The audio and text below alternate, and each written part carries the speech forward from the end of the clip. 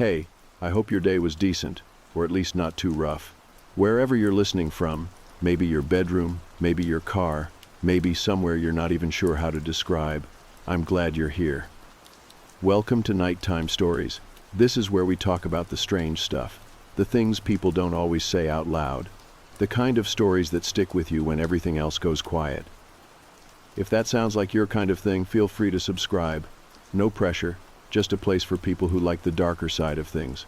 Now relax, and let's get into tonight's first story.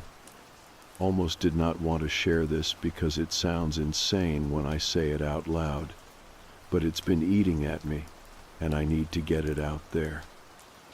It started a few weeks ago when my little sister, who is 8, began playing this game she calls Hide with the Tall Man. At first, it seemed innocent enough.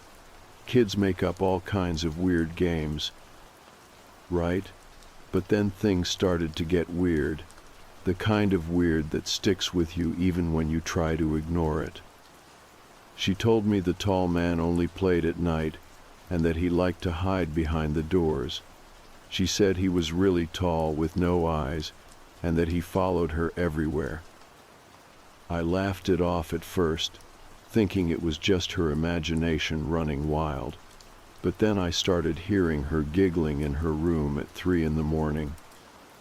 I would lie in bed, listening to the soft sound echoing down the hall, and it felt wrong. No other kid should be awake and giggling alone like that. The next day I found her drawings. She had been sketching this tall stick-figure man with no eyes, always standing behind her or lurking just out of reach. The pictures were simple, but the way she drew him made my skin crawl. It was like she was trying to warn me without saying a word. I asked her about it, and she just smiled and said, "He's my friend. He likes to play hide and seek." I wanted to believe her, but the look in her eyes was too serious, too knowing for a child. One night, I got up to check on her after hearing the giggling again. I stood outside her door and saw her talking softly to the closet, whispering, "I'm ready." It sent a chill down my spine. I wanted to open the door, to pull her away from whatever was happening in that room, but something stopped me. I wasn't sure if it was fear or disbelief or something else entirely. I just stood there, frozen, watching her. The next morning she was gone. Her bed was untouched, her favorite toys scattered across the floor, but no sign of her. The police came, and they searched everywhere, but it was like she vanished into thin air. The only clue they found was her favorite toy, hidden inside the closet, and on the wall next to it, a small handprint that did not belong to either of us. I keep wondering what really happened to her. Was there someone out there, a real person who knew how to get close to her and vanish without a trace? Was she going through something so dark that her mind created the tall man to cope? Or is there something else, something dark and real that only kids can see, and that takes them when they least expect it? I don't have answers, and I'm scared I never will. But if you've ever heard of something like this, or if you know what to do, please tell me. Because right now, all I have are the shadows and whispers of a game that shouldn't have been played. The days after she disappeared felt unreal. The house was too quiet, like a part of it had been emptied out with her absence. I kept expecting to hear her giggling from her room, or the soft shuffle of her footsteps in the hallway, but there was only silence. I couldn't stop replaying everything, her talking about the tall man, the drawings, the whispered words to the closet door. The image of her standing there, so calm and so certain, saying, "I'm ready," haunted me more than I wanted to admit. The police came and went, filling the house with their questions and their flashlights, but they found nothing. No footprints, no signs of a struggle, nothing except for her favorite stuffed bunny left tucked in the back of the closet and that handprint on the wall. It wasn't hers, and it wasn't mine. The officers said it was strange, but offered no explanation. I tried to explain the game, the tall man, but it sounded ridiculous, like I was making it up. They nodded politely, then moved on to more concrete leads that never materialized. I spent nights in her room, searching for any clue. Her drawings were everywhere, taped to the walls and scattered on the floor.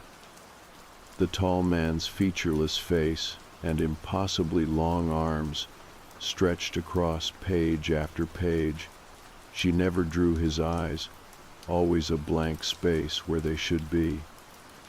I wondered if she was afraid to look at him, or if maybe she just didn't want to see them. Her handwriting was childlike, but the messages hidden in some of the scribbles were chilling.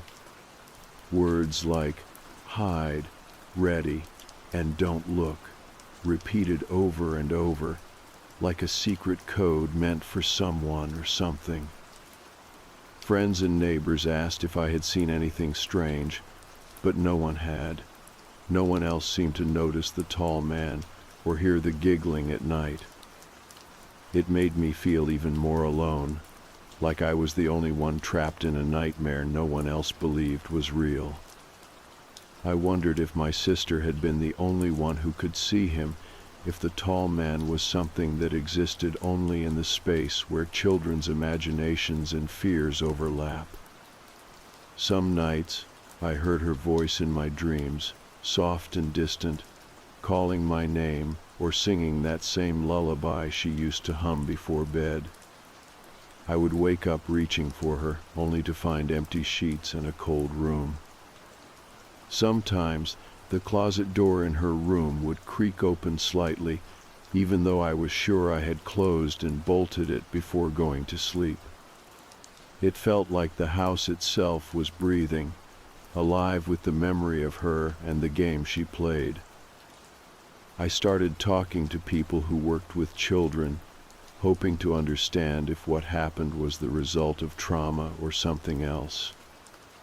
Some suggested my sister might have been going through a mental break, using the tall man as a way to cope with fear or stress she could not put into words. It made sense in some ways. Children create imaginary friends all the time, but it didn't explain the handprint or the fact that she seemed so aware and so certain of the tall man's existence.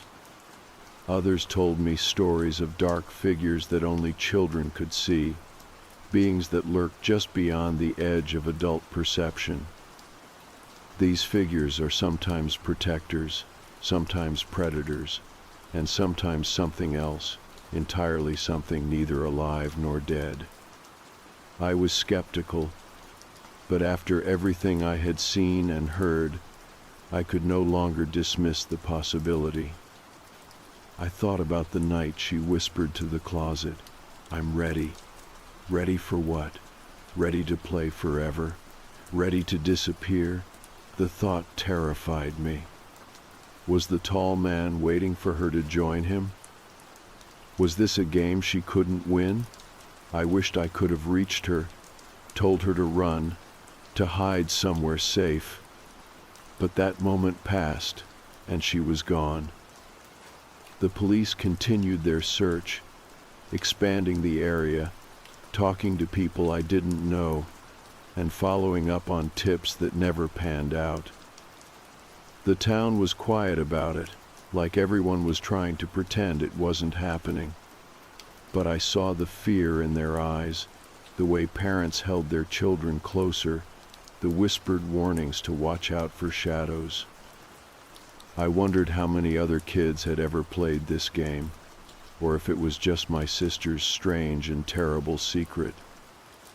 Some nights, when the house was still and the moon was full, I thought I saw movement out of the corner of my eye, a tall, dark shape standing just beyond the edge of the light.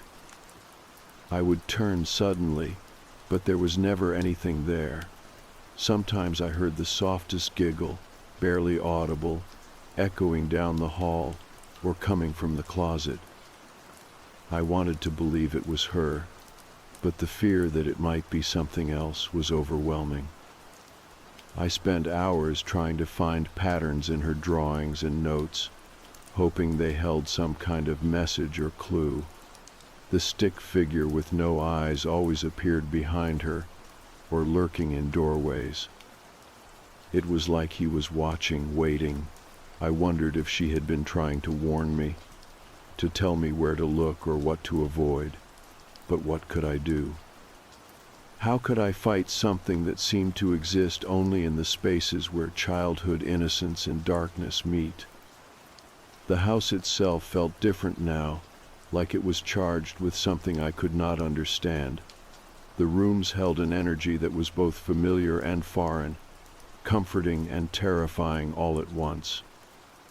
I found myself walking the halls at night, listening for the humming or the giggling, hoping for a sign that she was still here somehow, that she was safe. I reached out to therapists who worked with children and people who studied the paranormal, trying to get answers from both worlds. Some offered sympathy and explanations grounded in psychology. Others listened quietly and nodded knowingly, hinting at things I was not ready to hear. The truth felt just out of reach, like a shadow slipping through my fingers. The days stretched on, and with each one, the ache of her absence grew heavier. I tried to keep her memory alive in the smallest ways: her favorite meals, her beloved toys, the routines we shared. But the emptiness was always there, filling the house with silence that no laughter or music could erase. I don't know if the tall man was real, or a manifestation of my sister's mind. I don't know if she was taken by something dark lurking just out of sight, or if she was lost inside herself, playing a game no one else could see. All I know is that the closet door still sometimes creaks open on its own, and the handprint remains on the wall, a small, haunting reminder that some games are far more dangerous than they seem. I keep hoping she'll come back. I keep hoping the tall man is just a story, something we can leave behind. But every time I hear the giggling in the night, I'm reminded that some parts of childhood never really let go. The weeks following my sister's disappearance felt like I was living in a fog I could not escape. The house, which had once been filled with her laughter and constant movement, now felt like a mausoleum of memories and silence. I kept waiting to hear her footsteps on the stairs, or the creak of her door opening, but all I got was the echo of my own breath and the occasional groan of the old house settling. Every creak, every whisper of wind through the trees outside felt like it was trying to tell me something, but I was too lost in my own grief to listen properly. The police investigation continued without progress. They asked the same questions again and again, interviewed neighbors and friends, checked local hospitals and shelters, but no trace of her was ever found. It was as if she had vanished into thin air. I held on to the smallest hope that she might have run away or been taken somewhere safe, but the growing silence crushed that hope a little more each day. Her drawings haunted me. I kept them carefully tucked away, but I found myself returning to them over and over. The tall man, featureless, eyeless, and towering, was everywhere. In one drawing, she stood frozen, and he loomed just behind her, arms impossibly long, stretching to surround her. The way she drew him felt almost ritualistic, as if by putting pen to paper she was trying to capture him, to hold him at bay. The drawings were innocent in their childlike style, but the content was deeply disturbing. Her favorite stuffed animal was found carefully placed in the back of the closet. It was worn and dirty, but it was there, left behind like a message or a clue. Next to it, the small handprint on the wall was unmistakable, too small for any adult, but too strange to be hers. It was smudged and faded, but it was definitely not hers or mine. It was the only physical evidence that pointed to something out of the ordinary. At night, I began hearing things I could not explain. The giggling, so soft and distant, sometimes sounded like it was coming from right beside me in the dark. The closet door in her room would creak open slowly, then shut again as if pushed by an unseen hand. Once, I swear I saw a shadow slip behind the door as I approached, but when I called out, there was nothing there. It was like the house itself was alive, breathing with a presence I could neither see nor touch. I talked to her friends, trying to find out if she had said anything strange or acted differently before she disappeared. Some said she seemed scared, others mentioned the tall man and how she played the game over and over, but no one really knew what to make of it. The older kids whispered about urban legends and stories of figures that only children can see, but none of them had any real answers.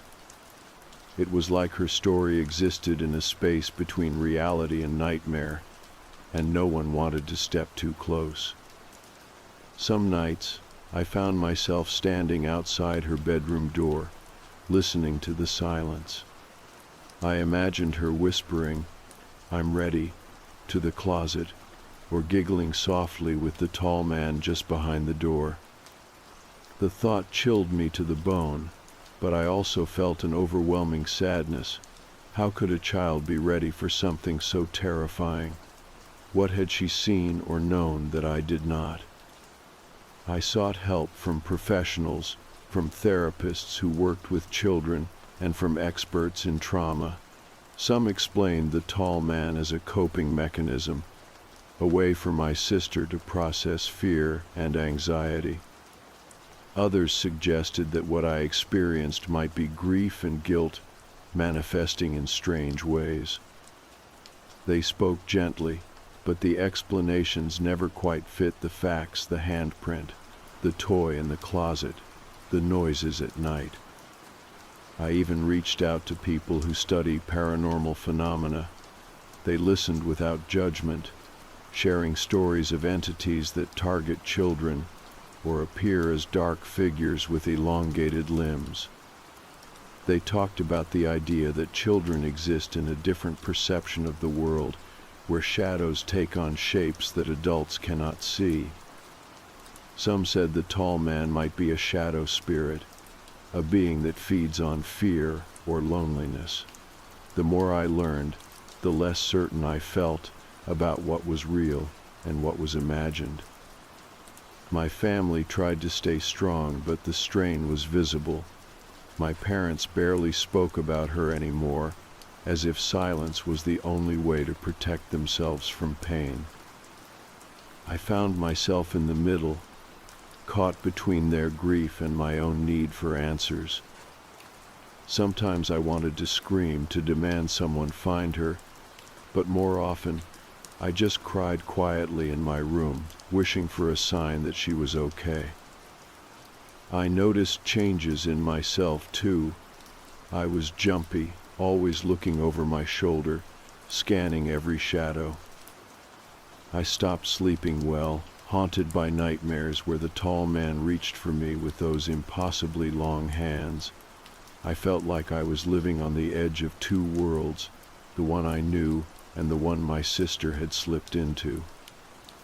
The line between them blurred with each passing day. Despite everything, I kept searching. I revisited the closet every day, running my fingers along the walls, looking for any crack or hollow space where she might be hidden. I talked to her as if she could hear me, telling her to come back, that I was waiting. The house seemed to listen, the creaks and whispers responding in kind. The tall man's presence never fully left, lingering like a shadow in the corners of my vision. Friends and neighbors began avoiding the house.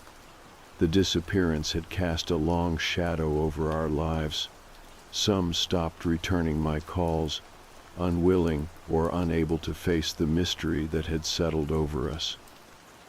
The town's children whispered rumors about the tall man, warning each other not to play too late or go near my sister's room. It was a cruel echo of her game, one I wished we could all forget.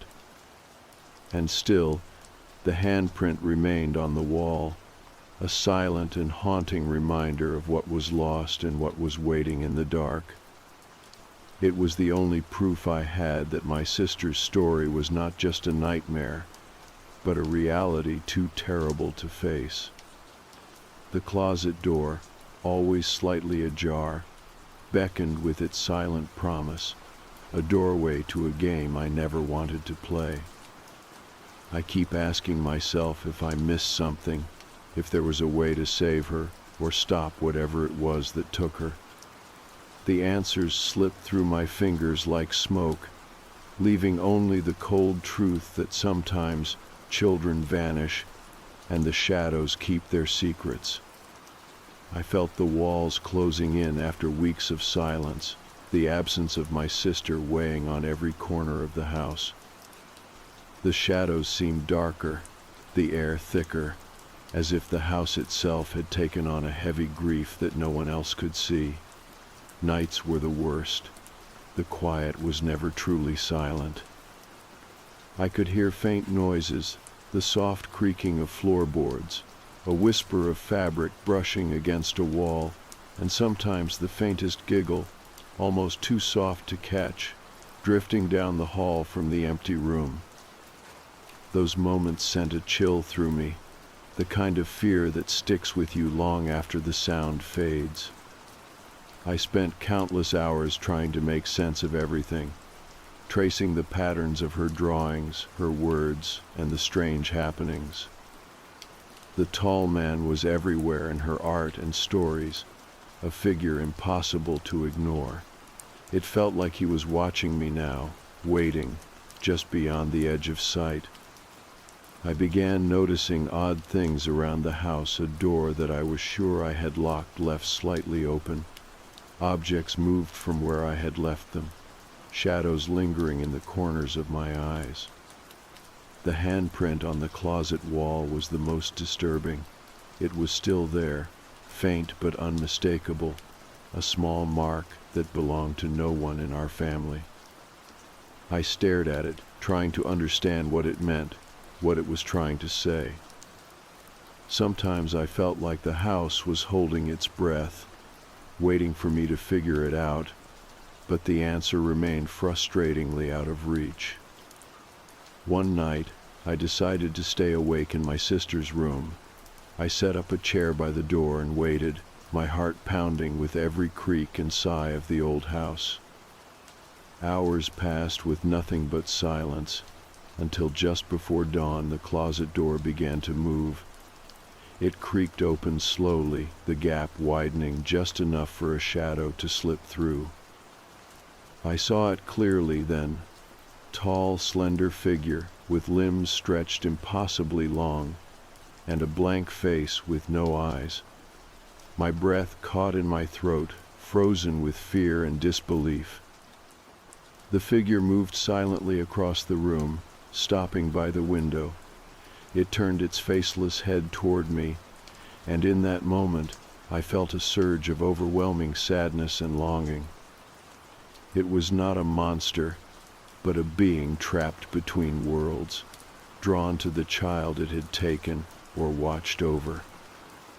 Then, as suddenly as it appeared, it vanished, leaving only the faint scent of cold air and the whisper of a lullaby. I tried telling others, but the words felt hollow. How do you explain something that sounds like a nightmare or a ghost story? Friends and family offered sympathy, but no answers. The police were patient but grew distant, caught in a maze of missing person cases and dead ends. The community talked in hushed tones, some believing my sister was gone for good, others unwilling to say the words aloud. I began researching stories of similar disappearances, hoping to find a pattern or a clue.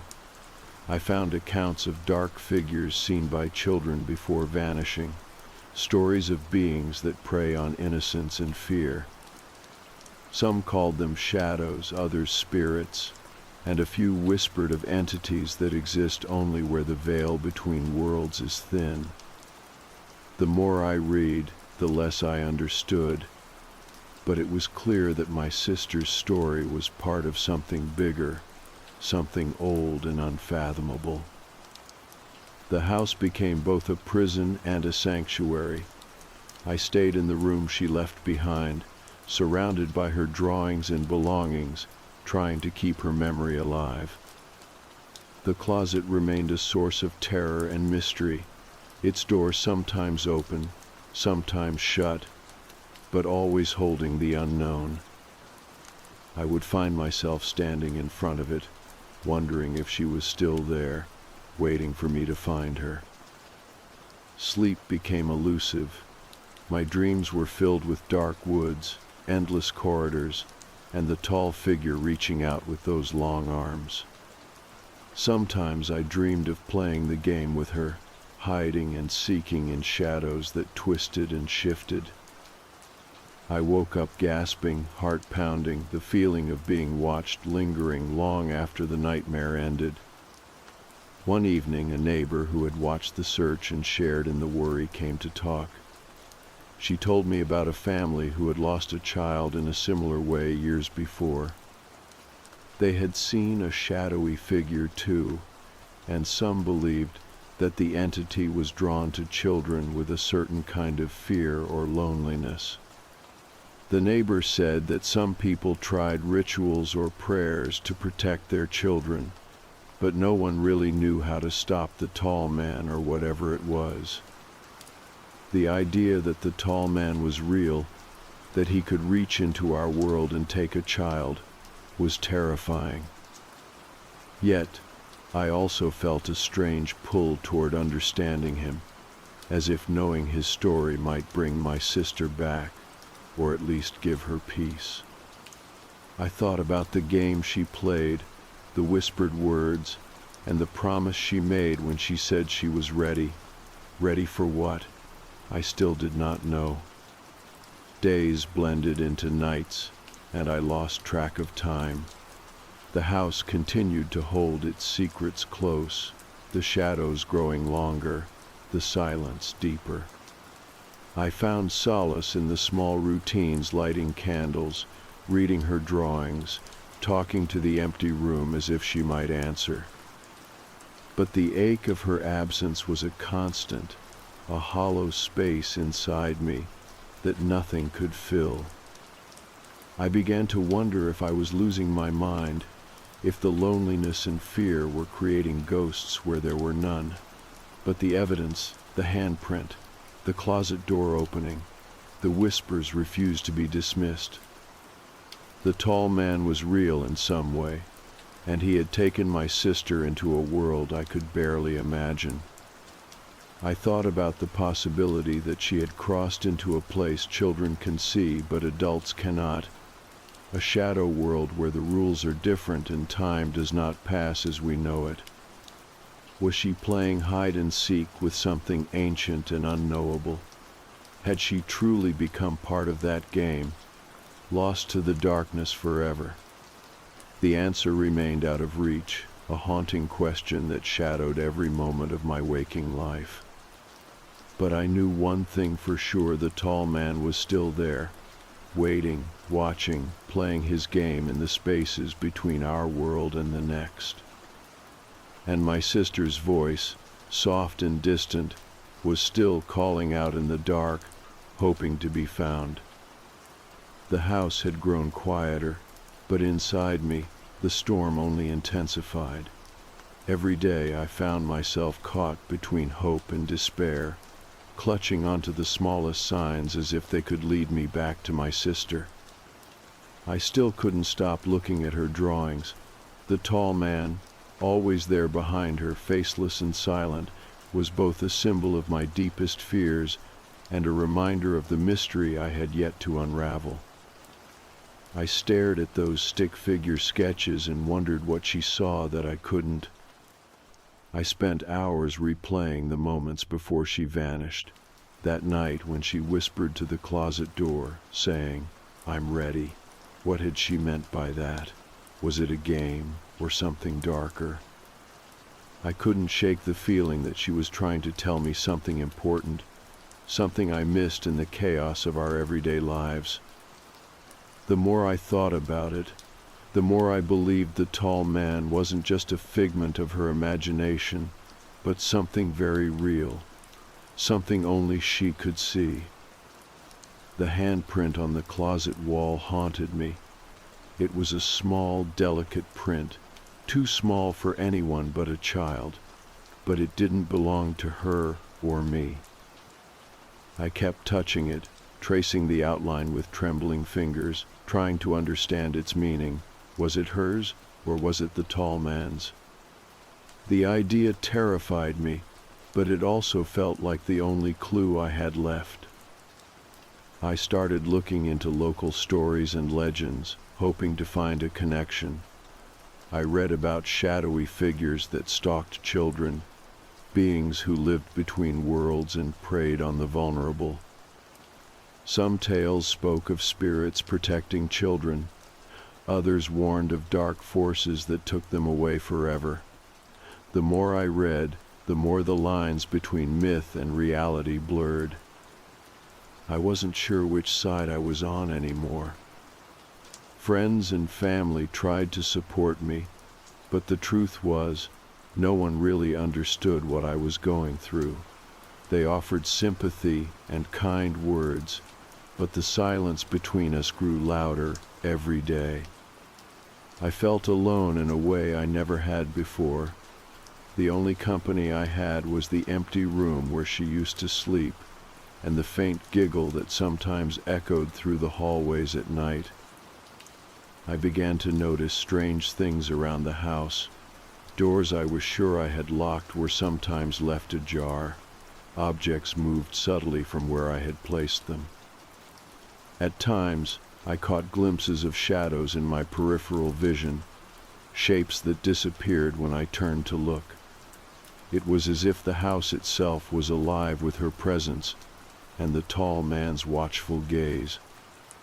One night, after a restless sleep filled with nightmares, I woke to find the closet door wide open. The cold air brushed against my skin, and I could smell the faintest hint of her favorite scent, strawberry bubblegum. I stepped inside hesitantly, and my foot brushed against something soft. It was her favorite stuffed bunny, worn and threadbare, left just inside the closet. I picked it up and held it tightly, tears streaming down my face. I whispered her name, hoping she could hear me. I begged the tall man to let her go, to give her back to me. The house was silent except for the creaking of the old floorboards. I stayed there for a long time, clutching the toy and praying for a sign. Days later, I found an old journal tucked away in a drawer she had never used. It was filled with childish handwriting and sketches of the tall man. But there was something different in these pages, a fear I hadn't seen before, a sense of warning. She wrote about the game, about the hide and seek that never ended, and about a secret door that opened only when you were truly ready. The last entry was a desperate plea for help, a hope that someone would find her and understand. I shared the journal with a local expert on folklore and child psychology. She explained that children often create imaginary friends to cope with trauma, but that sometimes those figures can feel very real and even become dangerous if they tap into fears too deep to face. She suggested that the tall man could be a manifestation of something my sister was struggling with, a dark presence born of fear and loneliness.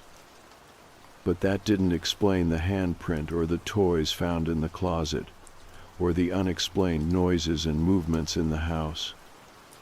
I still felt that there was something beyond all of this, something waiting just beyond my reach, something real. I began documenting everything, the noises, the sights, the feelings. I set up cameras in her room and the hallway. Sometimes the footage caught nothing but empty rooms. Other times, strange shadows flickered across the frame, shapes that could have been tricks of light or something else entirely. The hardest part was reviewing the videos alone in the dark, knowing I might be seeing things no one else would believe. The nights were the worst. I lay awake, heart pounding, listening for the giggles or the whispering voices I could never fully catch. I kept checking the closet door, half expecting to see it open slowly, revealing the tall man waiting for me. The fear was suffocating, but so was the hope that she might still be here, somewhere between worlds, waiting for me to find her. Sometimes I thought I heard her voice calling my name. Other times I felt a gentle touch on my shoulder, like the brush of a hand that was no longer there. I wanted to believe it was her reaching out, telling me she was okay, but I also feared it was the tall man, trying to lure me into the game he had played with her. I talked to a few people who had experienced similar disappearances or encounters. They told me that the tall man was often a figure children saw before they vanished, a predator or a spirit that preyed on innocence. Some said he was real. Others believed he was a warning from the subconscious, a personification of trauma. Either way, the stories were chillingly similar. I don't know what happened to my sister. I don't know if she is safe or lost. But I know one thing: this game she played, the game with the tall man, was not just a child's fantasy. It was something darker, something that reached out from the shadows and took her away. I keep watching the closet door, waiting, hoping for the day it opens again, and she steps out. The house remained heavy with silence and memories as the months passed, but my determination never wavered. I had to find some kind of closure, not just for myself, but for my sister, whoever or wherever she was now. The days were a blur of searching, questioning, and holding on to fragments of hope that felt more like flickers in a vast darkness. Yet something inside me refused to give up, even when every lead ran cold and every theory seemed more like a nightmare than an answer. One evening, late as the sky darkened into a deep indigo, I sat alone in her room. The moonlight poured in through the window, casting pale shadows across the floor and walls. The closet door stood slightly ajar, as it often did, and a cold draft brushed against my skin as I leaned forward to touch the small handprint still etched faintly on the wall. I whispered her name, a soft prayer carried on the still air, and felt a shiver ripple through the room. Suddenly, the room seemed to shift. The air grew heavier, charged with an electric pulse I couldn't explain. The closet door slowly creaked open wider, and in the pale moonlight, I saw a shape tall and thin, with long arms that reached toward me. My heart raced, but it wasn't fear that gripped me. It was a deep, aching longing. The figure's face was smooth and featureless, eyes absent, but somehow filled with an endless sorrow. I took a tentative step forward, and the figure moved closer, not threatening but mournful, as if carrying the weight of countless lost children and broken promises. Then, from the corner of the room, I heard a soft giggle, a sound so familiar it made my breath catch. I turned to see my sister, small and bright-eyed, standing beside the figure. She smiled at me, her innocence untouched by time or fear. Tears streamed down my face as I reached out to her, but my hands passed through her like mist. She was there, and she wasn't, caught between worlds. The tall man's presence seemed to soften, the long arms folding protectively around her, as if guarding her from something even darker. For a moment, the three of us stood there, lost souls in a fragile, fragile peace. My sister's voice was barely a whisper, carried on the night air. "I'm okay," she said. "He only takes those who aren't ready." But I was ready. I wanted to scream, to ask where she had been, why she left, but the words caught in my throat. Instead, I nodded, understanding in a way that words could not capture.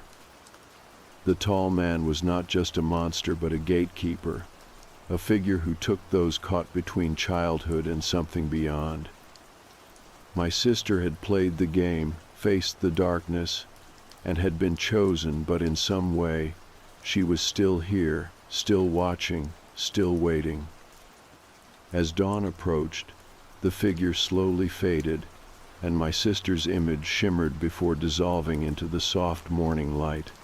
The closet door gently closed behind them, and the room returned to stillness. I sat there for hours, overwhelmed by grief and relief, knowing that this moment was both an ending and a beginning. In the days that followed, I found myself changing. The house felt lighter, the shadows less oppressive. I kept her drawings and her favorite toys close, honoring the memory of the sister I loved and the mysterious journey she had taken. The handprint on the wall faded over time, as if the house was healing too. I never forgot the tall man or the game she played, but I learned to live with the uncertainty and the unanswered questions. Some things, I realized, are beyond understanding, caught between the world we know and the one we can only glimpse in shadows and whispers. The house remains a place of quiet memories and soft light, a home touched by both sorrow and hope. And sometimes, when the night is still and the wind carries the faintest sound of laughter, I feel her presence, a reminder that even in darkness, love endures. This is not just a story of loss, but a story of courage, of facing the unknown with a heart full of hope, and of the bonds that no darkness can sever.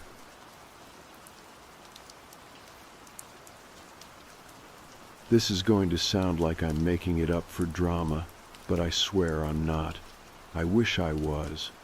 I would love if this were just a dream, or sleep paralysis, or something that could be explained. I've tried to explain it.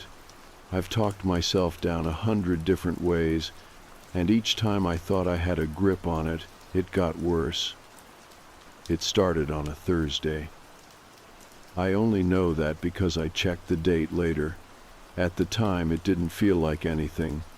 I just woke up in the middle of the night and couldn't figure out why. Not scared, not cold. Just alert, like something had knocked on the edge of my sleep. I rolled over and looked at my clock.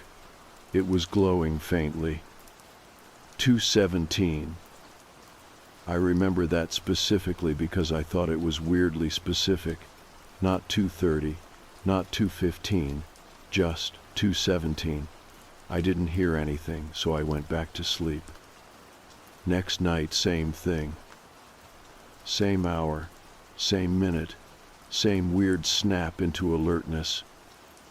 But this time I heard something. It was faint, not loud enough to be alarming, just odd, a soft tapping sound, the kind of thing you'd expect if a bird hit the glass once and then left, only it kept going. Tap, pause, tap, tap. Long pause, tap. I sat up and looked across the room. My bed faces the window. I've got thick curtains, blackout ones. the kind that make the room pitch dark in the mornings, but they were parted slightly in the middle, just enough to see the glass. And there was someone standing there, not looking in, not even facing me, just standing with their back to the window. Still, too still. I froze.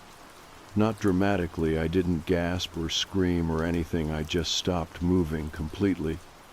I stared so hard my eyes started to water. The figure wasn't tall, but not short either. Not bulky. Not skinny.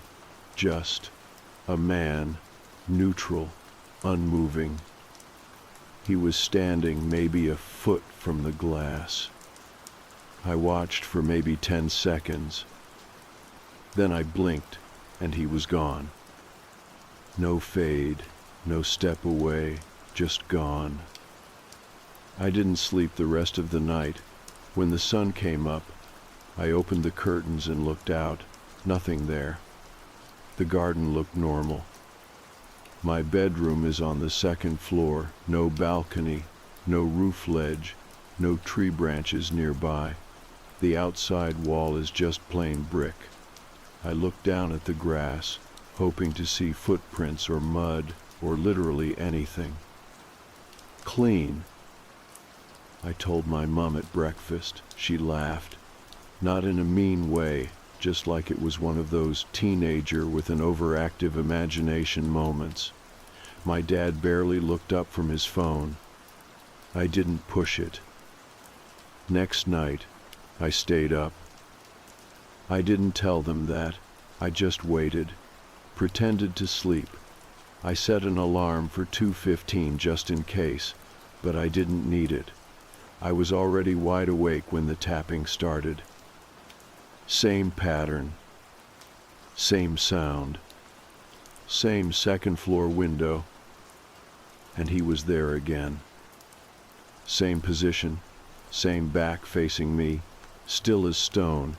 His head was slightly tilted this time, like he was listening to something inside the room, not moving, just angled, like he could hear my breath. I didn't move. I didn't even blink. I waited. This time I grabbed my phone from under the pillow and started recording. I knew the video would be dark, but maybe I could catch something. I didn't want to turn on a light. I didn't want to interrupt it. I just wanted proof that something was there. I recorded for maybe 2 minutes. Then I blinked, and he was gone again. The tapping had stopped, too. In the morning, I checked the video. All I could see was darkness. I scrubbed through the audio faint clicks, but it could have been anything. The moment I blinked and he vanished, I swear I heard something like a low breath. But when I replayed it, I couldn't find the sound. I showed my dad. He didn't laugh. He watched the screen quietly, then asked what time it happened. I told him. 2:17. He nodded and got up. Didn't say anything else. Later that night, I heard him setting up the outside security camera.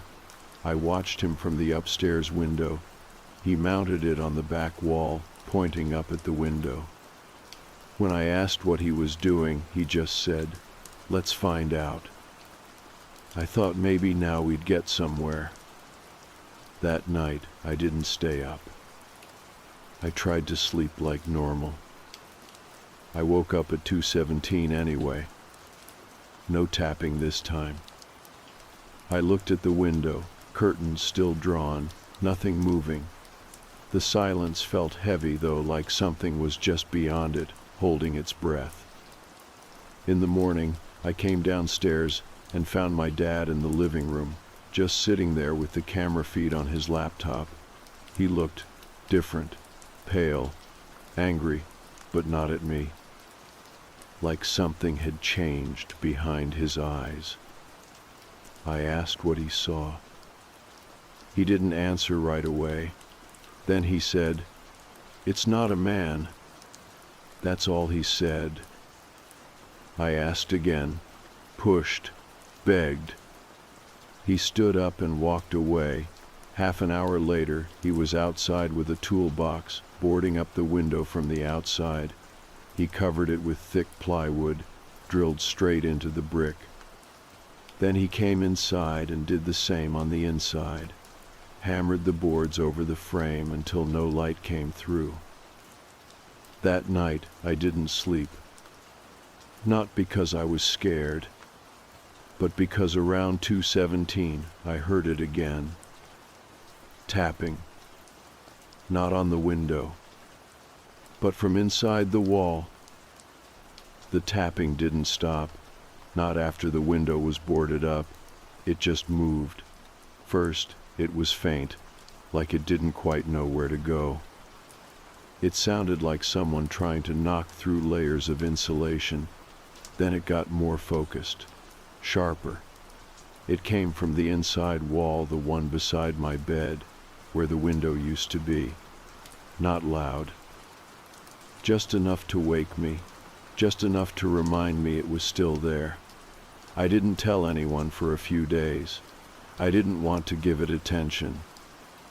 I kept trying to pretend it was over, that maybe it was just some weird mechanical echo or something stupid like pipes shifting. But pipes don't tap in perfect rhythm. Pipes don't come at exactly 2:17 in the morning, every night, without fail. I stopped sleeping properly. My parents didn't ask why. My dad barely looked at me anymore. He went quiet after the camera. He kept to himself. He wouldn't talk about what he saw. Every time I brought it up, his jaw would set like he was trying to hold something in. My mum still acted like it wasn't a big deal. I think she was trying to protect me in her own way, trying to hold on to some version of normal. But you can't pretend things are fine when the walls are tapping in the middle of the night. One evening I came home from school and found my dad in the garage. He was going through old boxes, pulling out tools, wiring, things I hadn't seen him touch in years. I asked him what he was doing, and he just muttered something about making sure. I didn't press him, but that night I noticed a small black box had been mounted near the top of my door frame. Tucked in, almost hidden, motion sensor. He had wired it into the hallway lighting system, and it triggered a soft red glow any time someone walked past. Except it didn't light up when I stood in front of it. It only ever turned on at night, at 2:17. It was small things like that, little changes, quiet signs that my dad believed me now, maybe even more than I did, but he didn't want to say it out loud. Like if he kept it all in his head, it couldn't get worse. But I could feel it pressing in on all of us. My room felt smaller, thicker, like the air near that boarded-up window was denser than the rest. Like whatever used to stand outside had found a way to stay close. Then the dreams started. At first, they were just flashes, a shape at the end of the hall, a tapping sound coming from under the bed. Once, I dreamed I was lying in my room and the tapping wasn't at the window or the wall, but from underneath the floorboards, rhythmic, like someone trying to sound out a pattern. When I woke up, I was soaked in sweat, and my feet were freezing cold. I looked down and the blanket was bunched near my waist, like it had been pulled down, not kicked, pulled. The next night, I woke up at 2:17 again. The tapping was gone. That should have made me feel better. But the silence was worse, because silence doesn't mean it's over. Silence means it's waiting.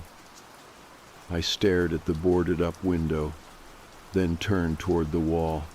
That's when I saw it. There was a crack, small, running between the edge of the panel and the drywall. It hadn't been there before. a thin, dark line.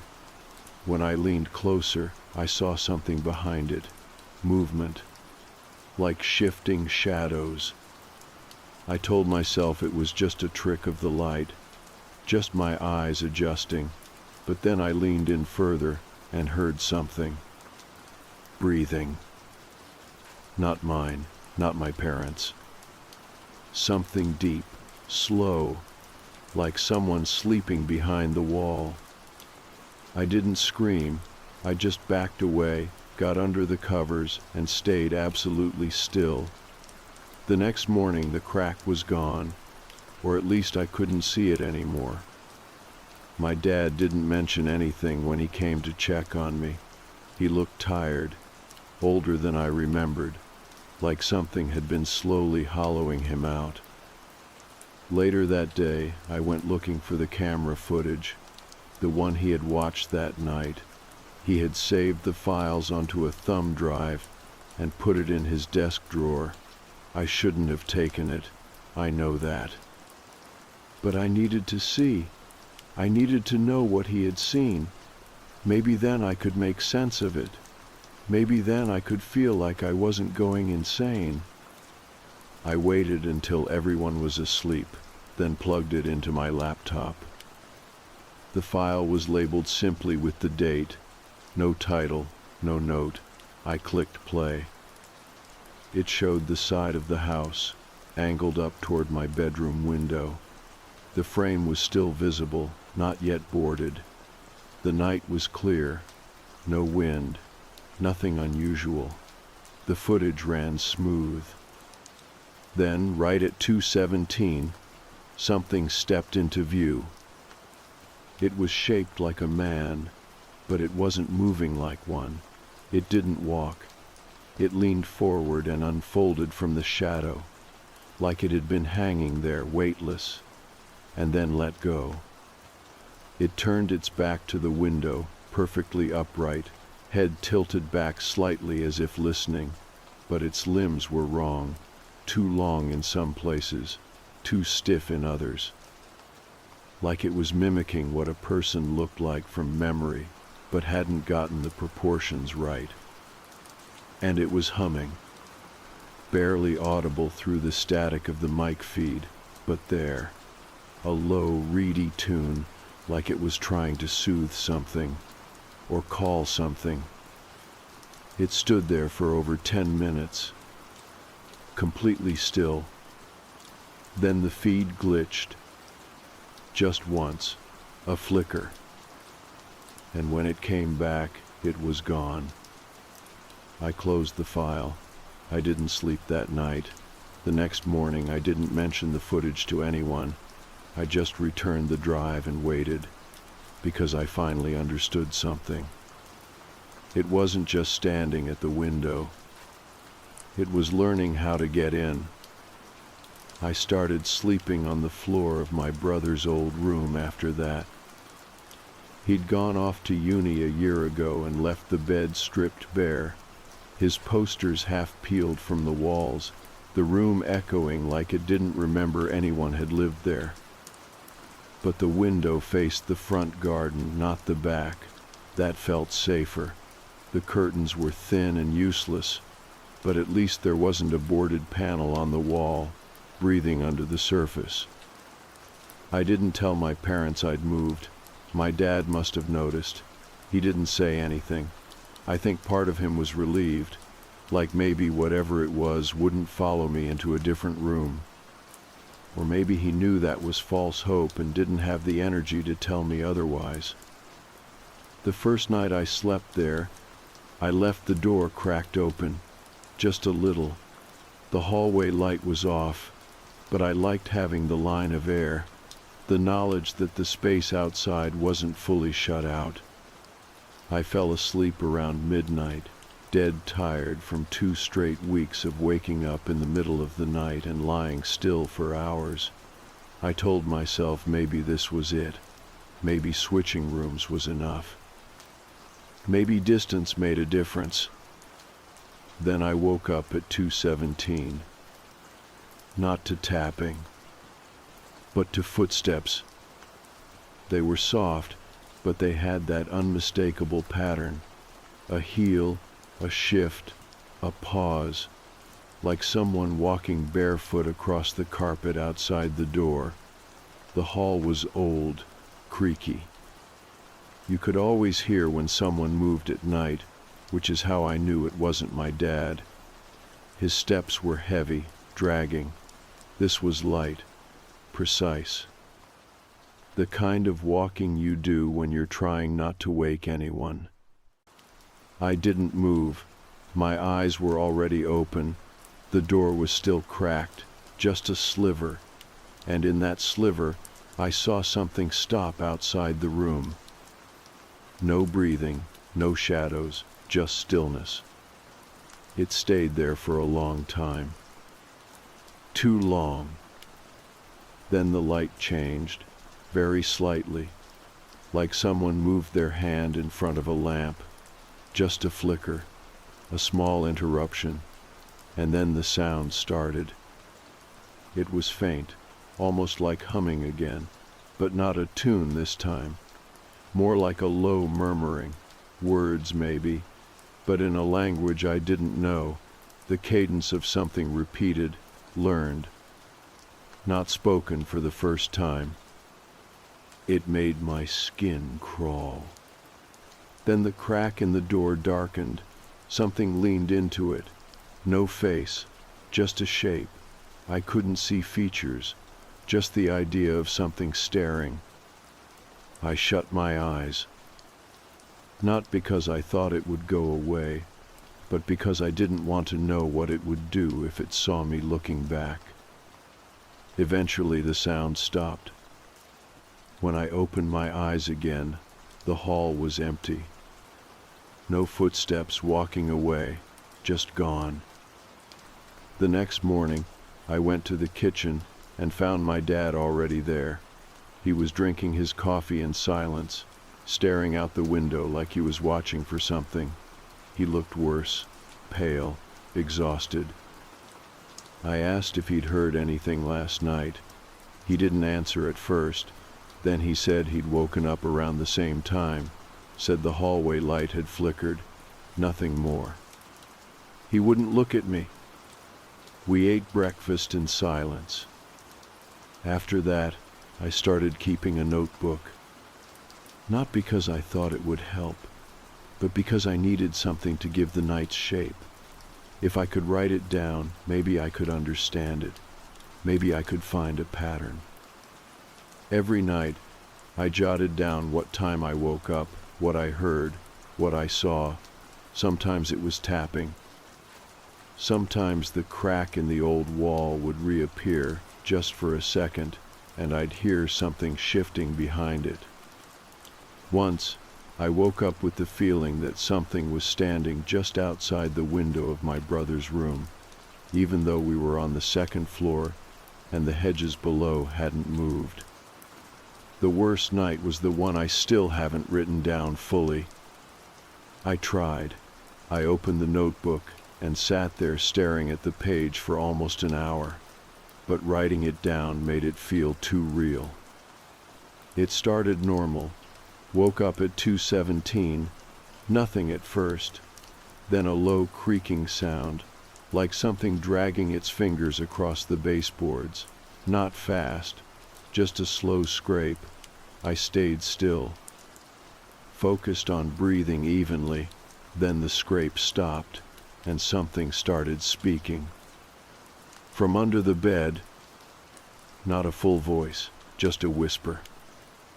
It said my name. Not loud, just enough. The kind of whisper that feels like it's right next to your skin. I didn't move. I didn't even cry. I just waited. It stopped after maybe a minute. The next morning, when I finally got the courage to check, there was nothing there. But the edge of the carpet was folded back, like someone had peeled it away and then flattened it down again. After that, I stopped sleeping upstairs. I moved into the lounge, brought my blanket and pillow, told my parents it was just a phase, that I couldn't sleep near the old room. My mum finally admitted it creeped her out too. Said she'd started hearing things from the wall late at night. Said she'd seen my dad standing in the hallway once, just staring at the boarded-up window, not moving, not blinking. When she asked what he was doing, he didn't answer. She thought he was asleep.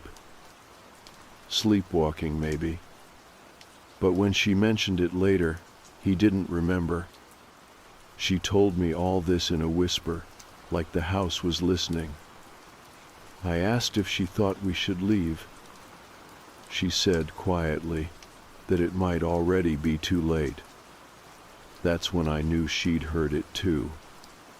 The whisper. Her name. Coming from inside the walls. There was a day, about a week after I moved into the lounge, where I finally asked him directly. My dad, I mean. I waited until we were alone, which wasn't easy anymore. He didn't spend much time in the open parts of the house. He'd wake early, leave for errands that took all day, then come back after dark and disappear into the garage or his study. He barely touched his dinner. He looked thinner. His eyes had taken on this hollow, recessed look, like he was watching something just over your shoulder. But I caught him one afternoon while he was standing at the sink, rinsing out a mug that had gone cold hours ago. I said his name softly, like I was testing the ice beneath us. He didn't turn. I asked what he saw that night on the camera, not the way he'd brushed it off before. I said it clearly. What did you see that made you board up the window and stop sleeping? He stood there for a long time, still holding the mug. Then he set it down and finally looked at me. His face wasn't angry, just tired, like the weight of not telling had sunk too deep to climb out of. He said it wasn't the shape that scared him, it was the movement. He said the thing outside the window didn't blink, not once, not in 10 minutes, and it didn't breathe. It wasn't just still, it was hollow, like it was being held in place by something else, like it didn't belong in this world, but had found a way to imitate a man well enough to get close. I asked what it did when it disappeared, because in the video, it just blinked out. No walking, no fading, just gone. He said the frame flickered, and when it returned, there was a reflection in the glass. Not of the garden behind it, but of a different room. Our room. From inside. I didn't understand. He said it again. When the feed came back, the reflection in the window showed the inside of the house, my bedroom. It showed me asleep. It shouldn't have. The window was facing the garden, but the reflection was of my bed, my head on the pillow, my chest rising and falling, and something else standing over me. It wasn't shaped like the thing at the window, not quite. This one was more fluid, taller. Its arms hung low, too low. It leaned over me but didn't touch, just watched. And the weirdest part, the part that made him shut the laptop and never speak of it again, was that when I moved in my sleep, the thing moved with me, like it had known I would shift, like it was waiting. He looked at me, and I could see something raw in his eyes, not fear, shame. I asked him how long it had been happening. He said nothing. Then finally, he whispered that it started with him. Not recently. When he was a boy. He said the house used to belong to his parents, that he grew up in the same bedroom, same window, that when he was 12, he used to wake up to tapping sounds. He remembered thinking it was the wind. Then one night, he saw a figure outside the glass, same as me, same shape, standing with its back turned. He ran to his dad, but they told him it was a nightmare. It stopped after that. Or maybe he stopped looking. Years later, after his parents passed, he moved back in with my mom. He said he never thought about the window again. Not until I started describing the tapping. Then it all came back. The memory. The shape. The angle of its head. He said it skipped him. Came back for me instead. I didn't know what to say. I wanted to be angry. But the look on his face was the kind of quiet terror that can't be faked. The kind of fear that ages someone. He said he boarded up the window because he thought maybe it would help. Maybe he could stop the pattern. But when the tapping moved to the wall, he knew it didn't care about the glass. It was just using it to get close. I asked why he hadn't told me sooner. He said he thought ignoring it would protect me, that maybe if I didn't believe, it couldn't come through. We sat in silence for a long time. After that conversation, I couldn't stay still. I started digging, not in a dramatic way, just small things. I went through the attic, pulled out old photo albums, found pictures of my dad in that room, by that window, aged maybe 10 or 11. Nothing strange in the background, just normal childhood stuff. But there was one photo, a blurry Polaroid of him asleep, taken from the doorway. In the far corner of the room by the baseboard, the wallpaper looked off, warped, as if something had been pressed against the wall from the inside. I found old newspaper clippings in a box. One was about a missing boy who lived down the street in the early 1970s. He'd vanished from his room. No signs of forced entry. Parents said he'd had night terrors about someone knocking from behind the walls. Another clipping showed a fire in a house 3 blocks over. A family of 3 escaped. The daughter said she'd been sleepwalking toward the woods when she turned back and saw a man in her bedroom window from outside, even though they lived on the 3rd floor. I kept reading, kept digging, and the more I looked, the more I started to think that maybe this wasn't just a haunting. Maybe it was something older, something that followed people through blood. My dad never wanted to pass this on, but he didn't know how to stop it. The more I learned, the less I slept. I wasn't trying to prove anything anymore. Not to my parents, not to myself. I already knew something was wrong, something that didn't belong, something that moved in the cracks between sleep and waking. What I was trying to understand was why. Why my room? Why that hour? Why the shape had been the same across generations, as if it wasn't a person at all, but a pattern repeating itself, like it had attached to our house and found new ways to keep itself fed. Not with violence, but with attention, with fear. Every question I asked led to silence.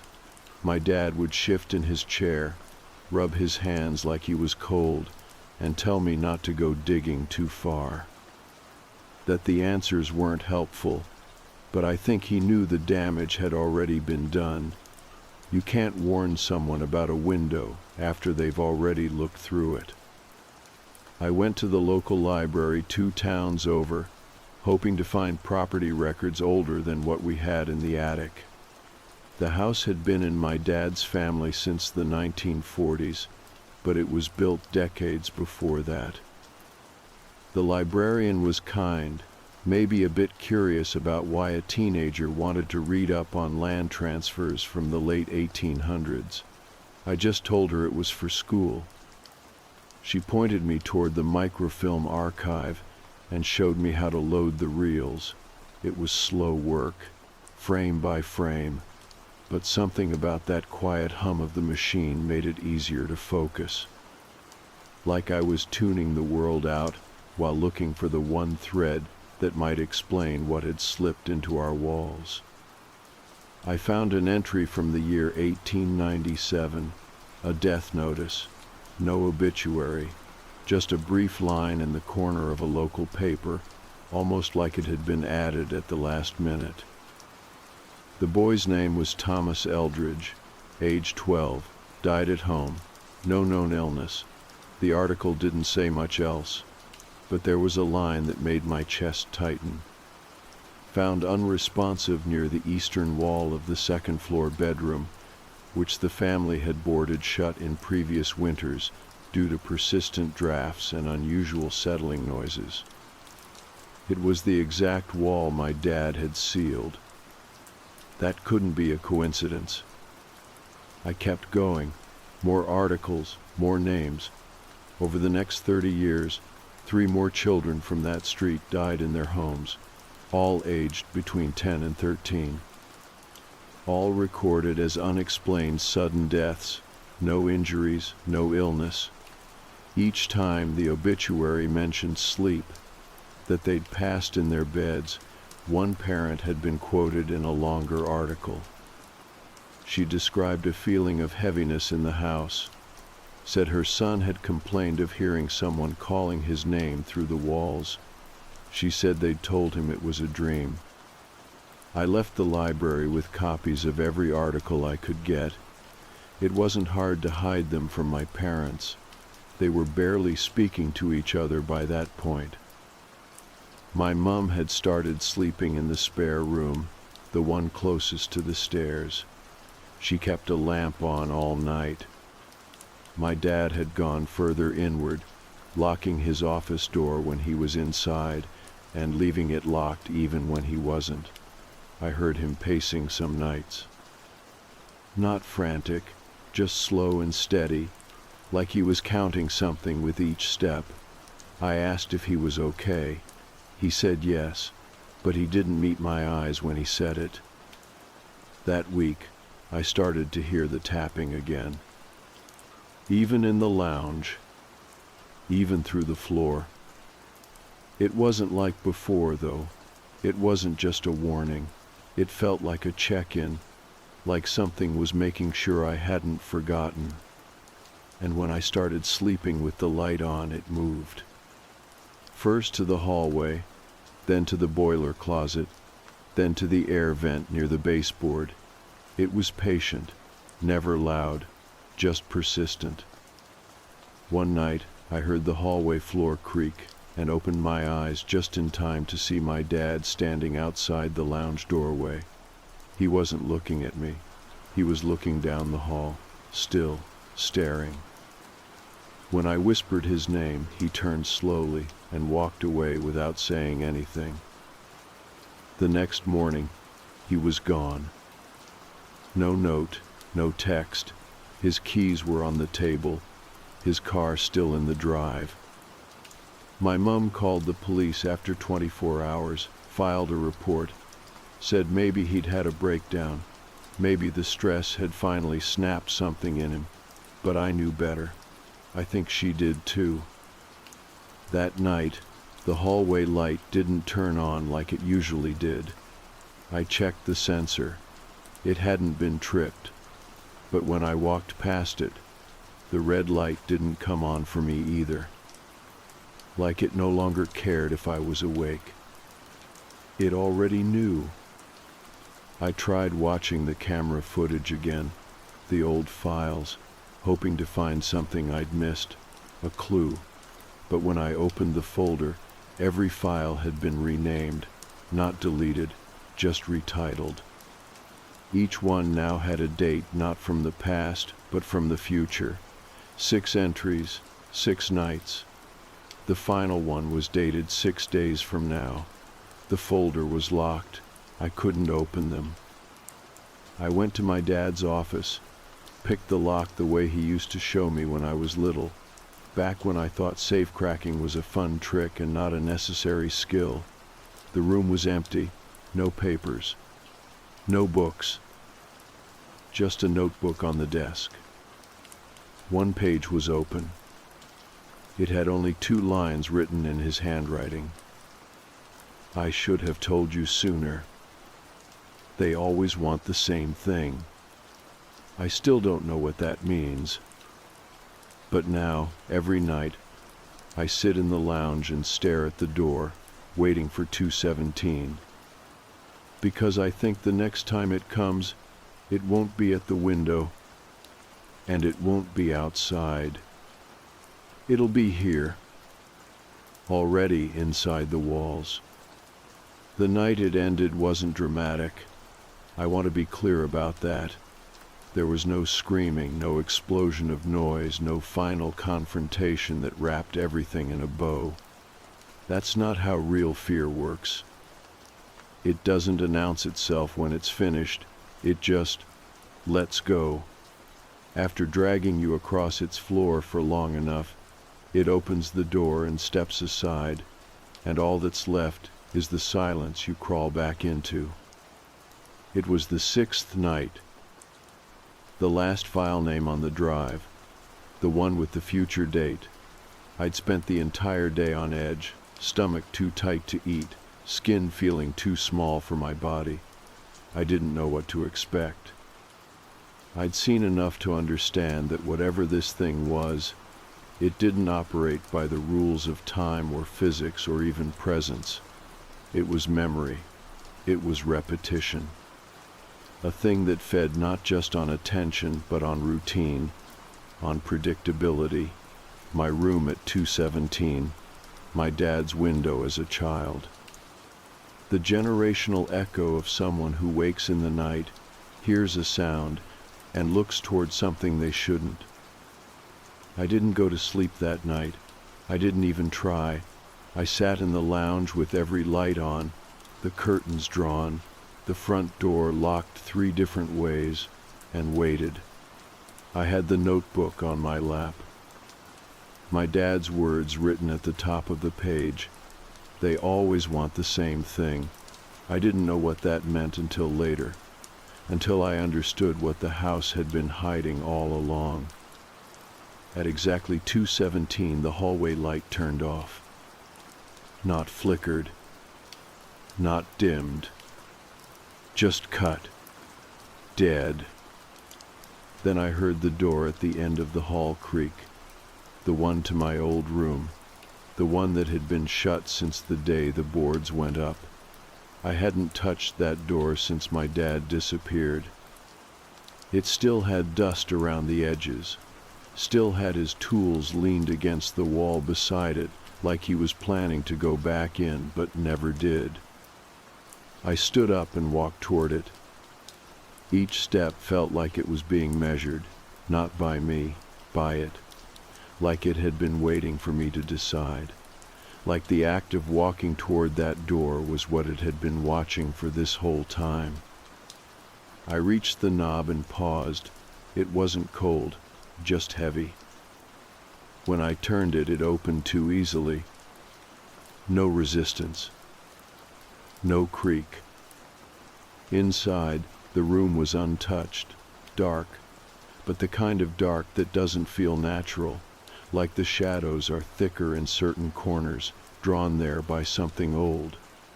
The boards were still on the window, but the wall beside it, the one I had seen the crack in now, had a mark. A line, thin, sliced open like the edge of a curtain, and it was breathing. I know how that sounds. I do. But I could see it. The drywall expanding, retracting, soft as lungs. There was no sound, not even the usual tapping, just a low pressure in the air, like being deep underwater, the kind of quiet that feels alive. I walked over and put my hand on the wall, and I spoke to it. I told it that I knew, that I had seen the old records, that I knew about Thomas Eldridge and the children after him, and the way this thing had moved through generations like a rot passed down without name. And I told it no, I said it out loud. No. It didn't react at first. Then the wall exhaled. Long and slow. And the breath wasn't warm. It was freezing. Like the kind of cold you feel inside your teeth. Then the line in the wall began to close. Not fast, but like it was sealing itself off. Like it had been offered something and was turning it down. When it finished, the pressure lifted. The air cleared. And I knew it was over. I left the room, shut the door, and slept for the first time in weeks. Real sleep. No tapping. No dreams. No sound. The next morning, my mom was already in the kitchen, smiling for the first time in what felt like months. She asked if I had slept well. I said yes. We didn't talk about it. We didn't have to. The weight in the house was gone. A week later, I went back into the room. The wall was smooth. The boards on the window were loose. I took them down myself. Outside, the garden looked brighter. I opened the glass and let the breeze in. And that was it. My dad never came back. We never found anything. No footprints, no sightings, no clues. Just his keys on the table, like he had known he wasn't coming back and left the house to me. Maybe that's what he meant. Maybe that was what it always wanted, for someone to walk into it willingly, to acknowledge it without fear. Maybe he gave it what it needed so I wouldn't have to. I still think about the timing. 2:17 in the morning. Every night. Same moment. Like it was measuring something. Testing who would wake and who would pretend not to. I don't know what would have happened if I'd ignored it completely. If none of us had looked. If no one had ever passed it on. But I do know this. Some houses don't want to be fixed. They want to be seen. They want you to look directly at what's wrong and sit with it. And if you don't, if you laugh it off, or board it up, or tell your kids it's just a dream, it waits. And when the time is right, it taps again. Not to scare you, but to remind you that it never left. But in our house, it's quiet now. And I don't wake up at 2:17 anymore.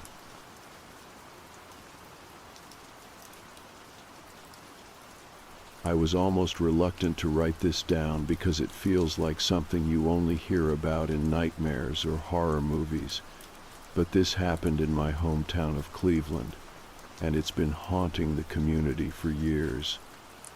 It all started with a boy named Jamie, a lively 8-year-old who loved playing at the neighborhood park. His family had planned a Sunday picnic, just a simple gathering with sandwiches, a frisbee, and laughter. But that day, Jamie disappeared without a trace. One minute he was there, and the next, gone like he'd been swallowed by the woods themselves. In the weeks leading up to that day, neighbors reported something strange. People saw a man lurking in the trees near the playground, always dressed in an old-fashioned suit, like he'd stepped out of another era. Nobody knew who he was or why he was watching, but his presence made the usual summer crowds uneasy. Jamie's parents dismissed it as someone weird, probably a local who liked wandering the park, but it never sat right with the people living nearby. Jamie himself began acting differently. He started talking about an invisible friend named Mr. Gray who came to him only in dreams. His parents thought it was harmless imagination until the stories grew darker. Jamie said, Mr. Gray whispered things that nobody else could hear. told him secrets about the woods, and warned him about the eyes that don't see. It was unsettling, and when Jamie was asked to draw Mr. Gray, the pictures were even more disturbing. He drew a tall figure with no eyes and hands so long they seemed to stretch off the page. The figure's face was blank, like an empty mask, and the arms twisted around the boy in the drawing as if holding him captive. When Jamie showed the drawings to his parents, they tried to explain it as a child's nightmare or a product of too much imagination, but deep down, they felt the chill of something else entirely. On the day Jamie vanished, the park was filled with families enjoying the sunny weather. His parents took dozens of photos, smiling faces, flying frisbees, and kids running wild. Later, when they looked at the pictures, every single one was corrupted, pixelated in strange ways and impossible to view, except for one photo taken near the edge of the woods. In the blurry background stood a figure indistinct, but unmistakably there, watching. It was the only clear image from the entire day, and it looked eerily like the man from the trees, or maybe Mr. Gray himself. The police investigation was thorough, but frustrating. There were no tracks, no signs of a struggle, nothing that could explain where Jamie had gone. Some locals whispered about the park's dark past, a forgotten history of disappearances and strange rituals rumored to have happened decades before. Others suspected a real predator was stalking the area, someone who knew the woods well and how to vanish without a trace. The mystery remains unsolved, and the woods near that park are still places people avoid after dusk. Jamie's story is told quietly now, a warning and a question that haunts the community. Was Jamie taken by a real person hiding behind a mask? Or did he fall prey to something far more inexplicable? Some say the figure in the woods is still there, waiting for the next child to follow its whispers into the darkness. The days after Jamie disappeared were a blur of police activity and worried neighbors. The park, once a lively spot where families gathered and kids played, felt emptied of its usual warmth. People spoke in hushed tones about the man in the suit and Jamie's strange stories about Mr. Gray. It was as if the air itself held a tension, a shared fear that no one could fully explain. The police scoured the woods, checking every inch for clues, but all they found were deep shadows and silence. Jamie's parents were desperate for answers, clinging to hope even as the days stretched into weeks. They combed through his belongings, hoping to find a hint or a message, but the drawings of the eyeless figure with impossibly long hands remained the most unsettling clue. When asked about Mr. Gray, Jamie's little sister would sometimes say she heard him whispering in the night, but no one knew if that was real or just the echo of grief and fear spreading through the family. Locals started to come forward with their own experiences. An older woman told how her brother had vanished near those same woods decades ago, leaving behind only a tattered jacket and a whisper that the eyes don't see. Another person recalled strange rituals performed in the park's dark corners long before Jamie was born, secrets buried under the canopy of trees. Forgotten by most, these stories fed into the growing feeling that the park was more than just a playground. It was a place where the past and present tangled in ways that were hard to unravel. The police brought in specialists to examine the corrupted photos from the picnic, but the images were beyond repair. The one clear photo with the blurry figure was handed over to forensic experts who could not identify the shape. Some thought it was a trick of light or a camera glitch, but others believed it was proof of something or someone watching from the woods. The photo became a symbol of the mystery, a ghostly reminder of the boy who vanished without a trace. Meanwhile, Jamie's parents tried to hold on to their daily routines, but the fear followed them everywhere. The mother stopped taking her children to the park, even during the day, and the father spent hours searching online for similar cases or legends that might explain what happened. They joined support groups for families of missing children, finding solace in shared stories but no answers. The nights were the hardest, filled with restless dreams and the faint, haunting idea that Mr. Gray might still be out there, waiting.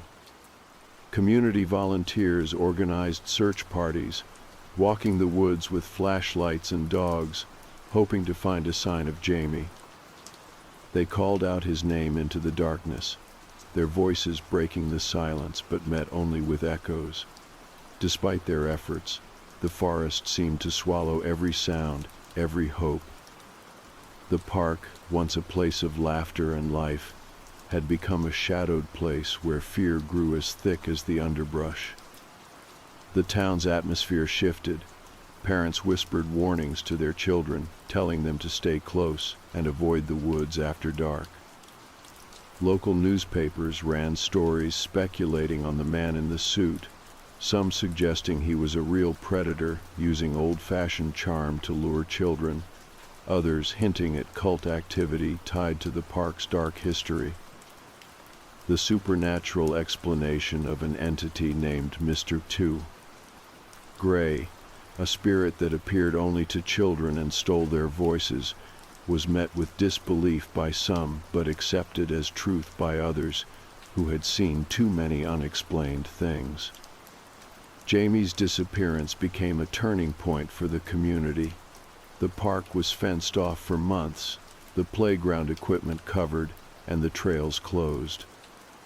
People stopped gathering there, and the woods grew silent. The police presence remained for a long time, though no new leads emerged. The local legend of Mr. Gray grew, whispered by children afraid to go near the edge of the trees and adults who would not admit their fear aloud. One night, Jamie's mother awoke to a soft tapping on the window. She looked outside but saw only the dark outline of the trees swaying in the wind. The tapping continued, slow and rhythmic, like a heartbeat. When she called out, the sound stopped. No one else heard it, and she never spoke of it to anyone. But it was enough to remind her that the mystery was still alive, that whatever had taken her son was not gone. Months passed with no change. The forest held its secrets tightly, and the boy remained missing. Families held vigils and prayed, hoping for a miracle. Jamie's story became part of the town's folklore, a cautionary tale passed down and whispered in the dark. But beneath the stories and speculation lay a raw, aching reality, the loss of a child and the unanswered questions that would never fully go away. For those who knew Jamie and those who watched from afar, the question lingered. Was the man in the old-fashioned suit a real person, a predator hidden in plain sight? Was the park's dark past a shadow cast long and deep enough to trap the innocent? Or was Mr. Gray something beyond human, a supernatural force that could reach into dreams and snatch away children no one else could see? No one could say for sure. The woods kept their silence, the trees stood witness, and the boy vanished without a trace. The weeks after Jamie disappeared blurred into a haze of worry and unanswered questions. The park, once full of laughter and sunshine, felt cold and empty. Every time I passed by, I felt the weight of the silence pressing down on me. The trees stood like silent sentinels, their branches swaying gently in the breeze but somehow heavier, as if they held secrets they were unwilling to share. I kept thinking about the man in the old-fashioned suit, that eyeless figure with long claw-like hands Jamie had drawn, and the whispered stories about Mr. Gray. The mixture of the real and the unreal tangled inside my head, making it hard to know what to believe. Jamie's parents were broken in ways you cannot fix with words or time. They clung to memories and moments, grasping at any clue that might bring their son back. Friends and neighbors tried to support them, but there was a distance that no one could bridge. The police came and went, their presence a reminder of the unknown, but their search was a search for ghosts. No footprints, no signs, no whispers from the woods, just empty space where a boy once was. The corrupted photos from the picnic became a strange symbol of loss and mystery. Every image was a distortion of what should have been a joyful day. The one clear photo, with that blurry figure lurking in the background, haunted many. People studied it again and again, hoping to catch something, anything. Was it really the man from the trees? Was it Mr. Gray? Or was it something else altogether? Something beyond human understanding? Locals started talking in hushed voices about the park's past. They told stories of disappearances long forgotten, of rituals and gatherings held in the woods, secrets passed down from generation to generation. Some said the park was cursed, a place where the veil between this world and another was thin and fragile. Others dismissed it as superstition, unwilling to confront the darkness lurking beneath their town's surface.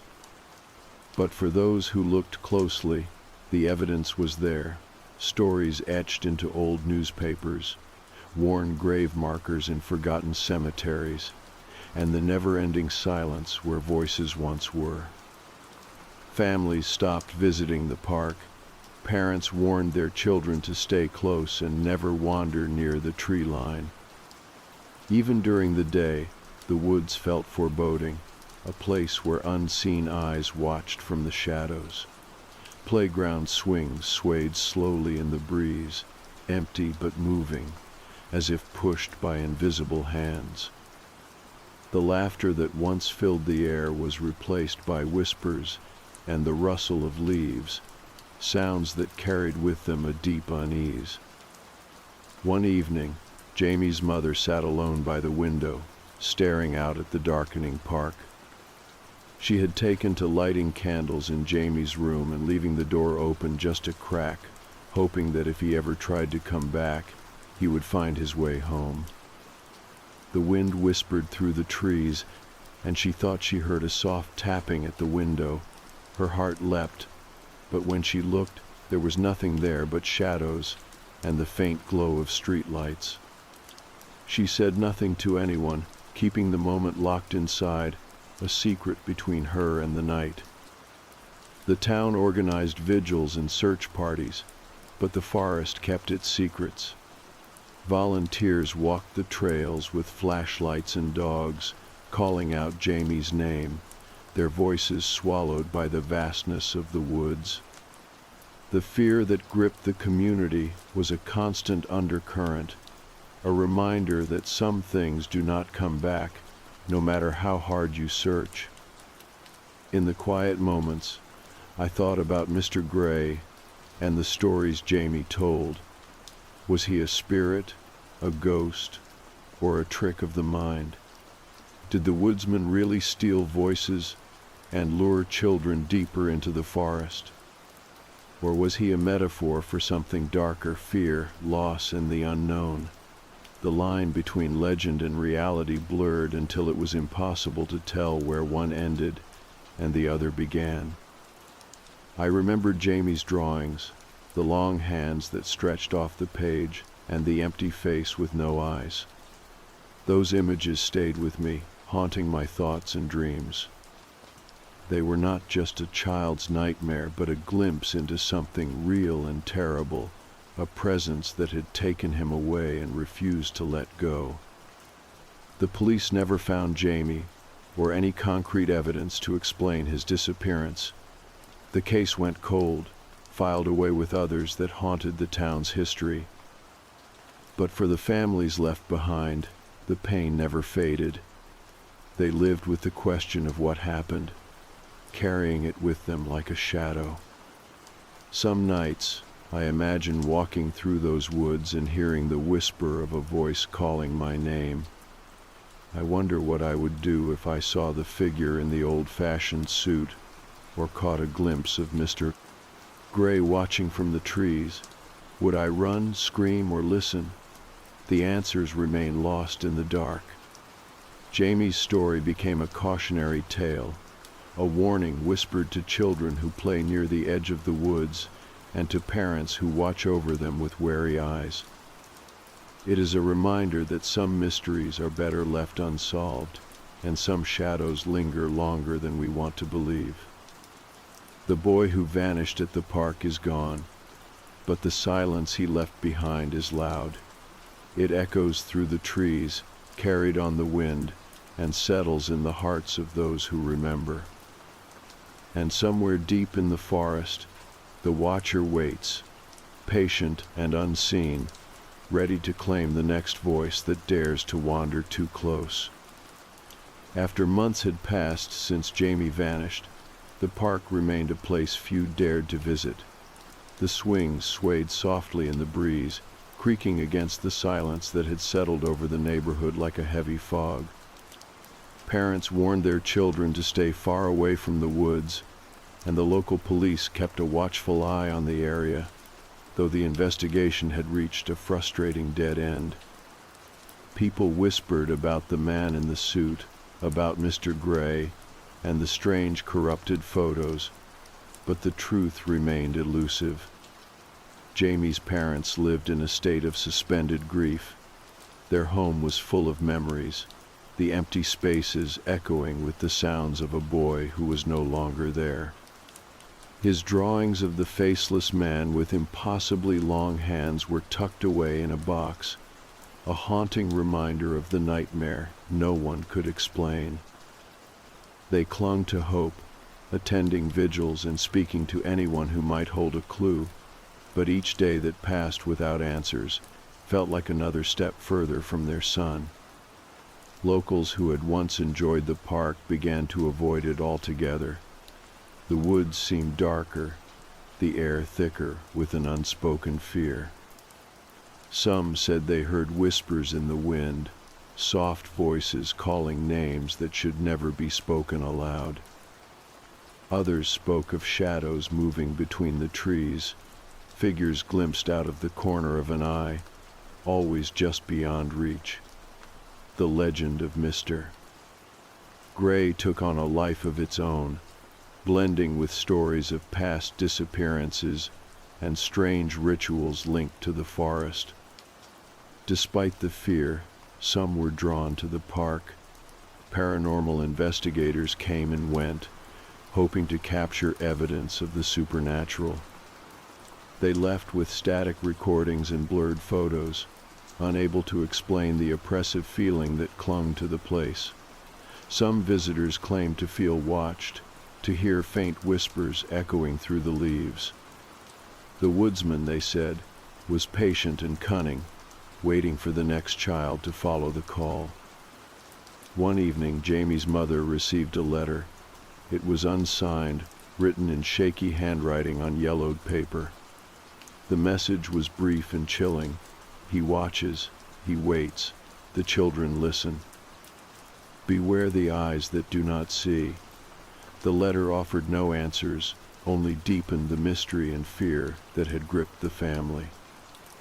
It was a reminder that, whatever had taken Jamie, was still out there, still alive in the shadows.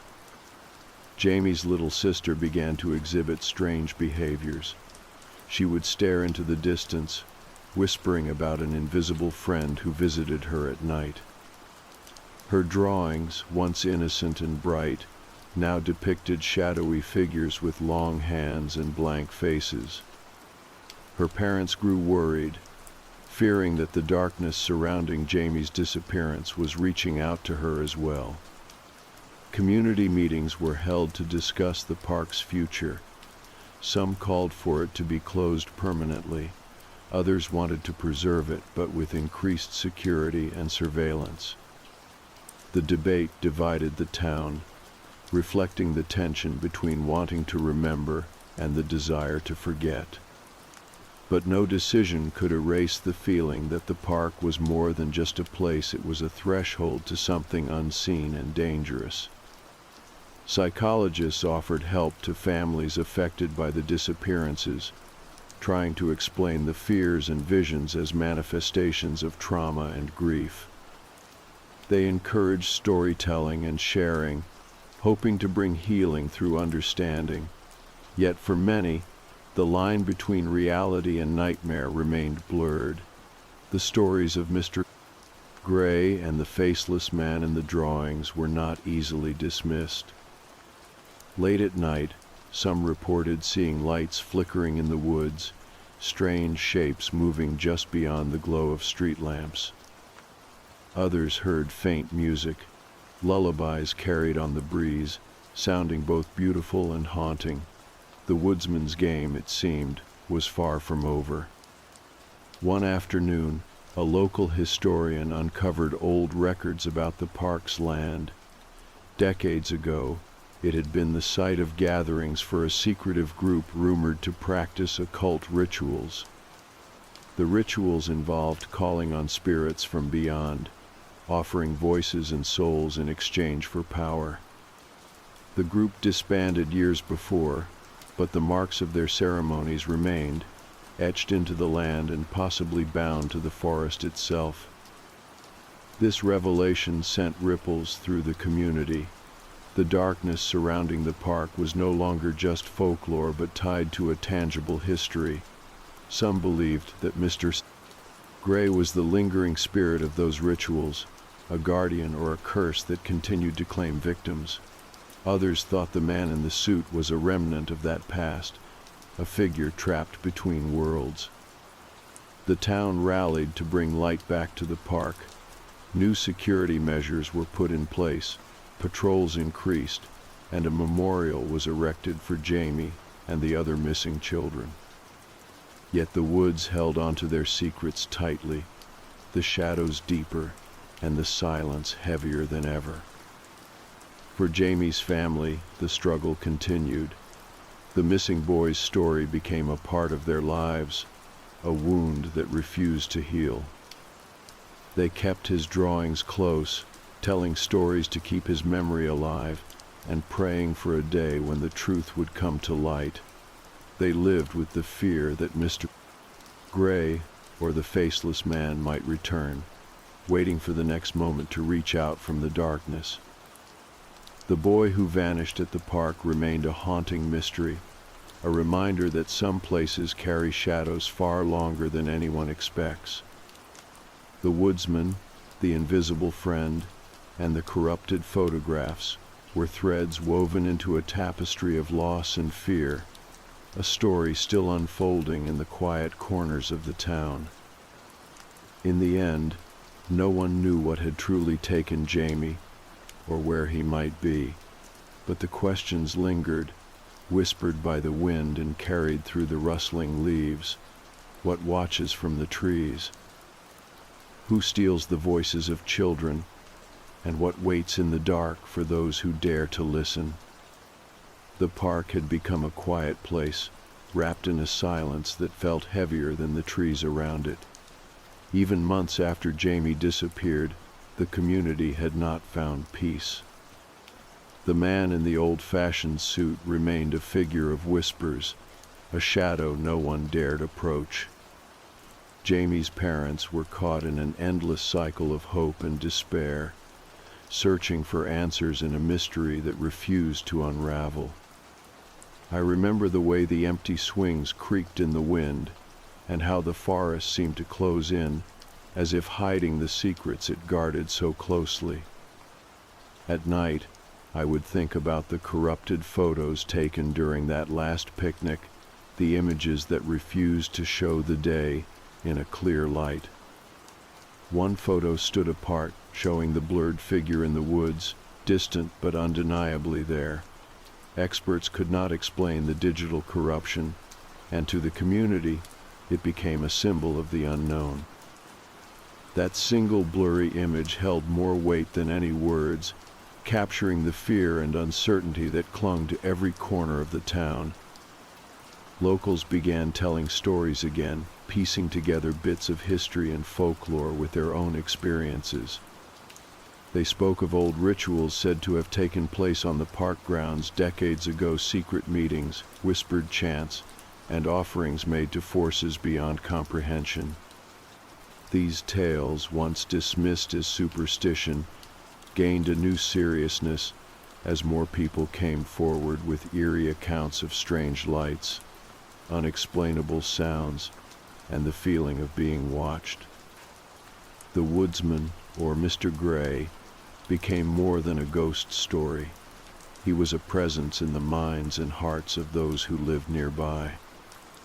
Jamie's little sister grew quiet over time, her innocence overshadowed by the loss and the lingering shadows.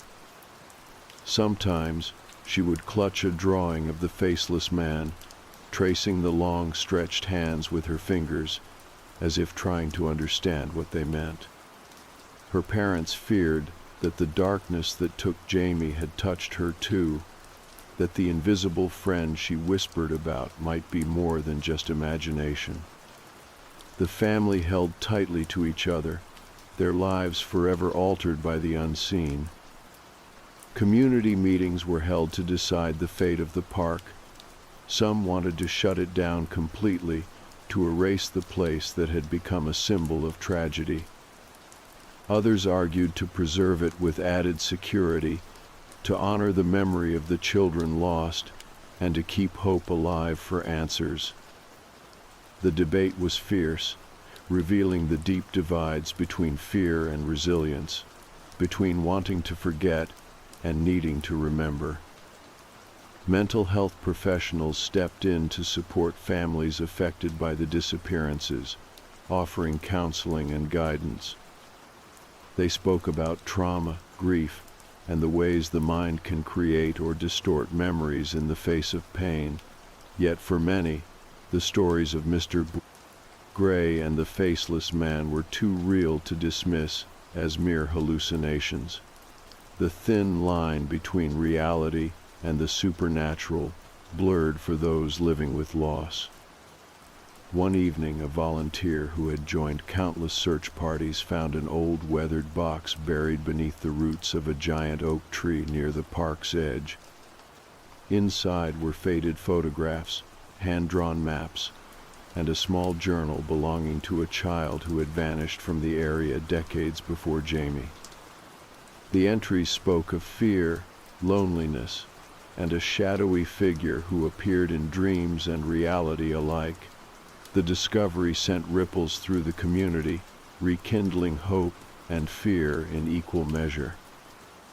The investigation was reopened, and new searches were organized, but the forest held its secrets tightly. The woodsman's game, whatever it was, seemed to have no end. Some nights, volunteers heard soft chanting or saw flickering lights deep within the trees, but when approached, there was nothing but empty space and cold wind. The park became a place where the past and present intertwined in ways that defied understanding. Despite the fear and sorrow, acts of remembrance and healing took root. Memorials were created, candles lit, and stories shared to keep the children's memories alive. The community found strength in coming together, in facing the darkness even when it felt impossible to fight. The park, once a place of fear, slowly transformed into a symbol of resilience, a place where hope could grow amidst the shadows. Jamie's parents began speaking openly about their son's story, sharing the drawings, the dreams, and the unanswered questions. They urged others to listen to the whispers in the wind, to the silent cries of the lost, and to the warnings that sometimes come in the form of shadows with too long hands. Their courage inspired others to confront the mystery, to seek truth even when it was painful and elusive. The woodsman, or whatever force haunted those trees, remained a part of the town's collective memory. He was a reminder of the fragility of safety, the mysteries that dwell just beyond sight, and the power of stories to both terrify and heal.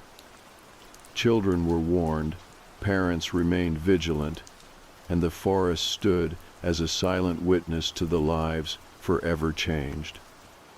In the end, no one could say for certain what took Jamie or where he might be. The blurred figure in the photograph remained a ghostly enigma, a symbol of the unknown that refuses to be forgotten. The park's shadows held their secrets close, and the whispers of Mr. Gray echoed through the trees, waiting for the next voice to carry their story forward. The day finally came when the park reopened.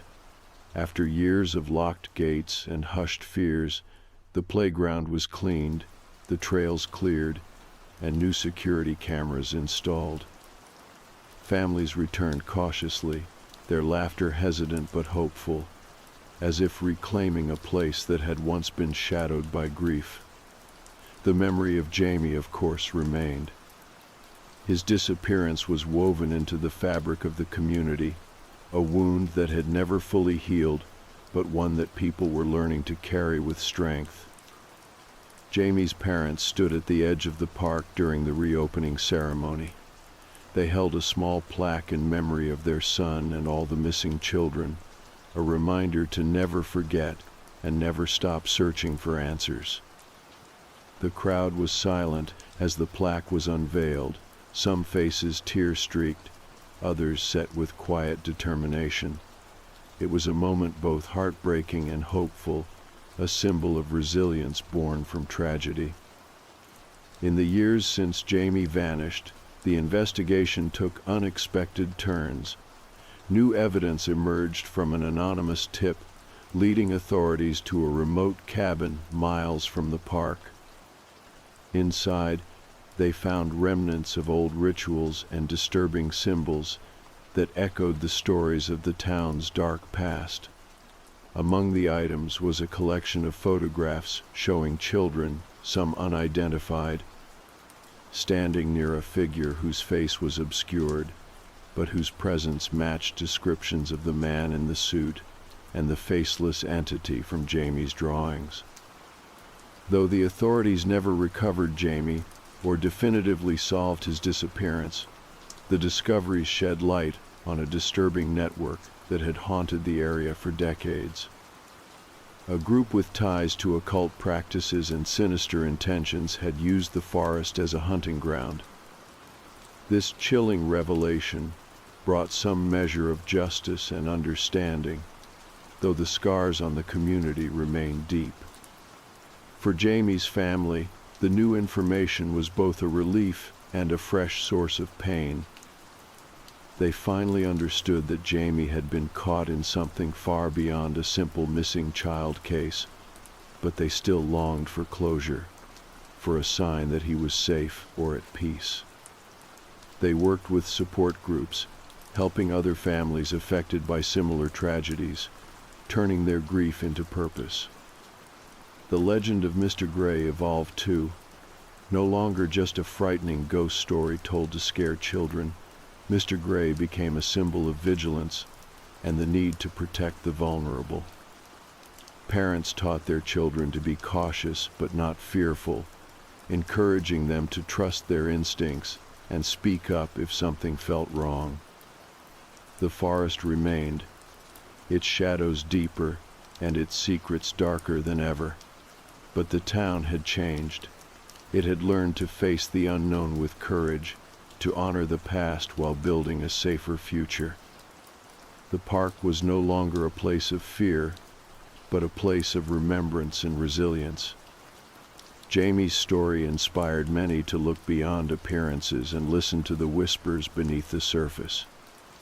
The faceless man with long hands, the corrupted photographs, and the invisible friend were parts of a puzzle that reminded everyone of the thin line between innocence and danger. between reality and the shadows lurking just out of sight. Years later, the park still holds a quiet energy, a space where laughter mingles with memory, and every rustling leaf seems to carry a story. Some say that on certain evenings, when the light is just right, you can see a figure watching from the woods, not with malice but with a haunting presence that reminds us of those who are lost but not forgotten. In the end, the boy who vanished at the park became more than a mystery.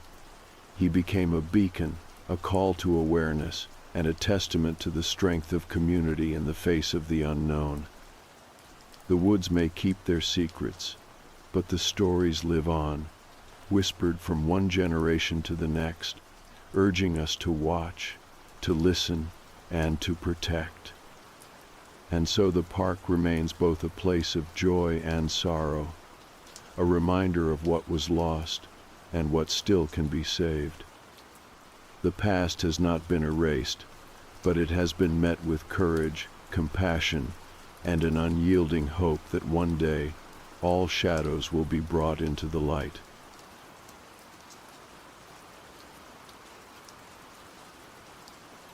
We weren't the kind of people who hired strangers off the internet.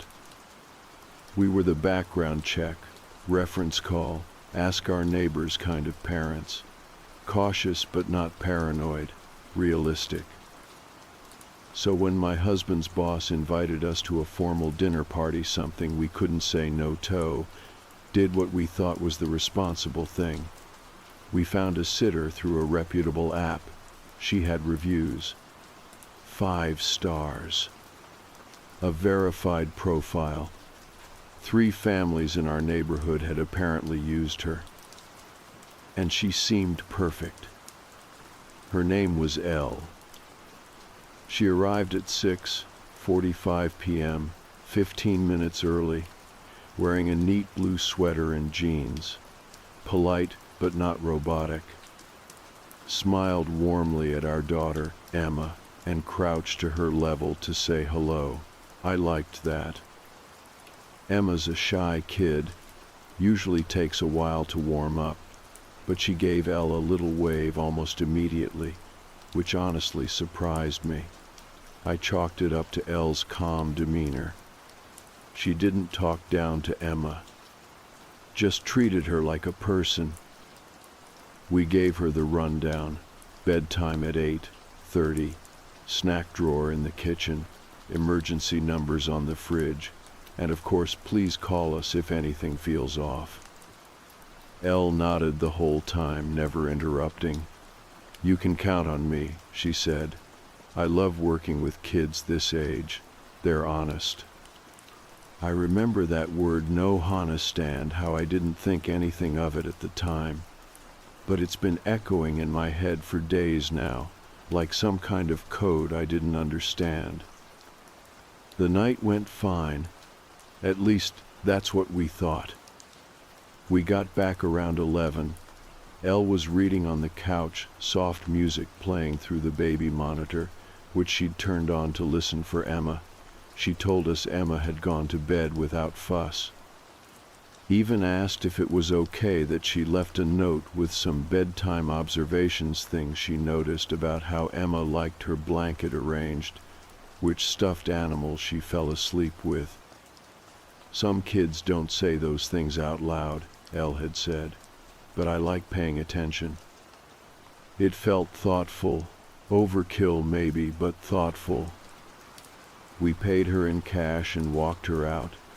I remember she didn't say goodbye to Emma, just gave a small wave toward the hallway and said, "Tell her I said sweet dreams." That stuck with me for some reason. I don't know why. The next morning, Emma seemed normal, sleepy, a little groggy, but happy enough.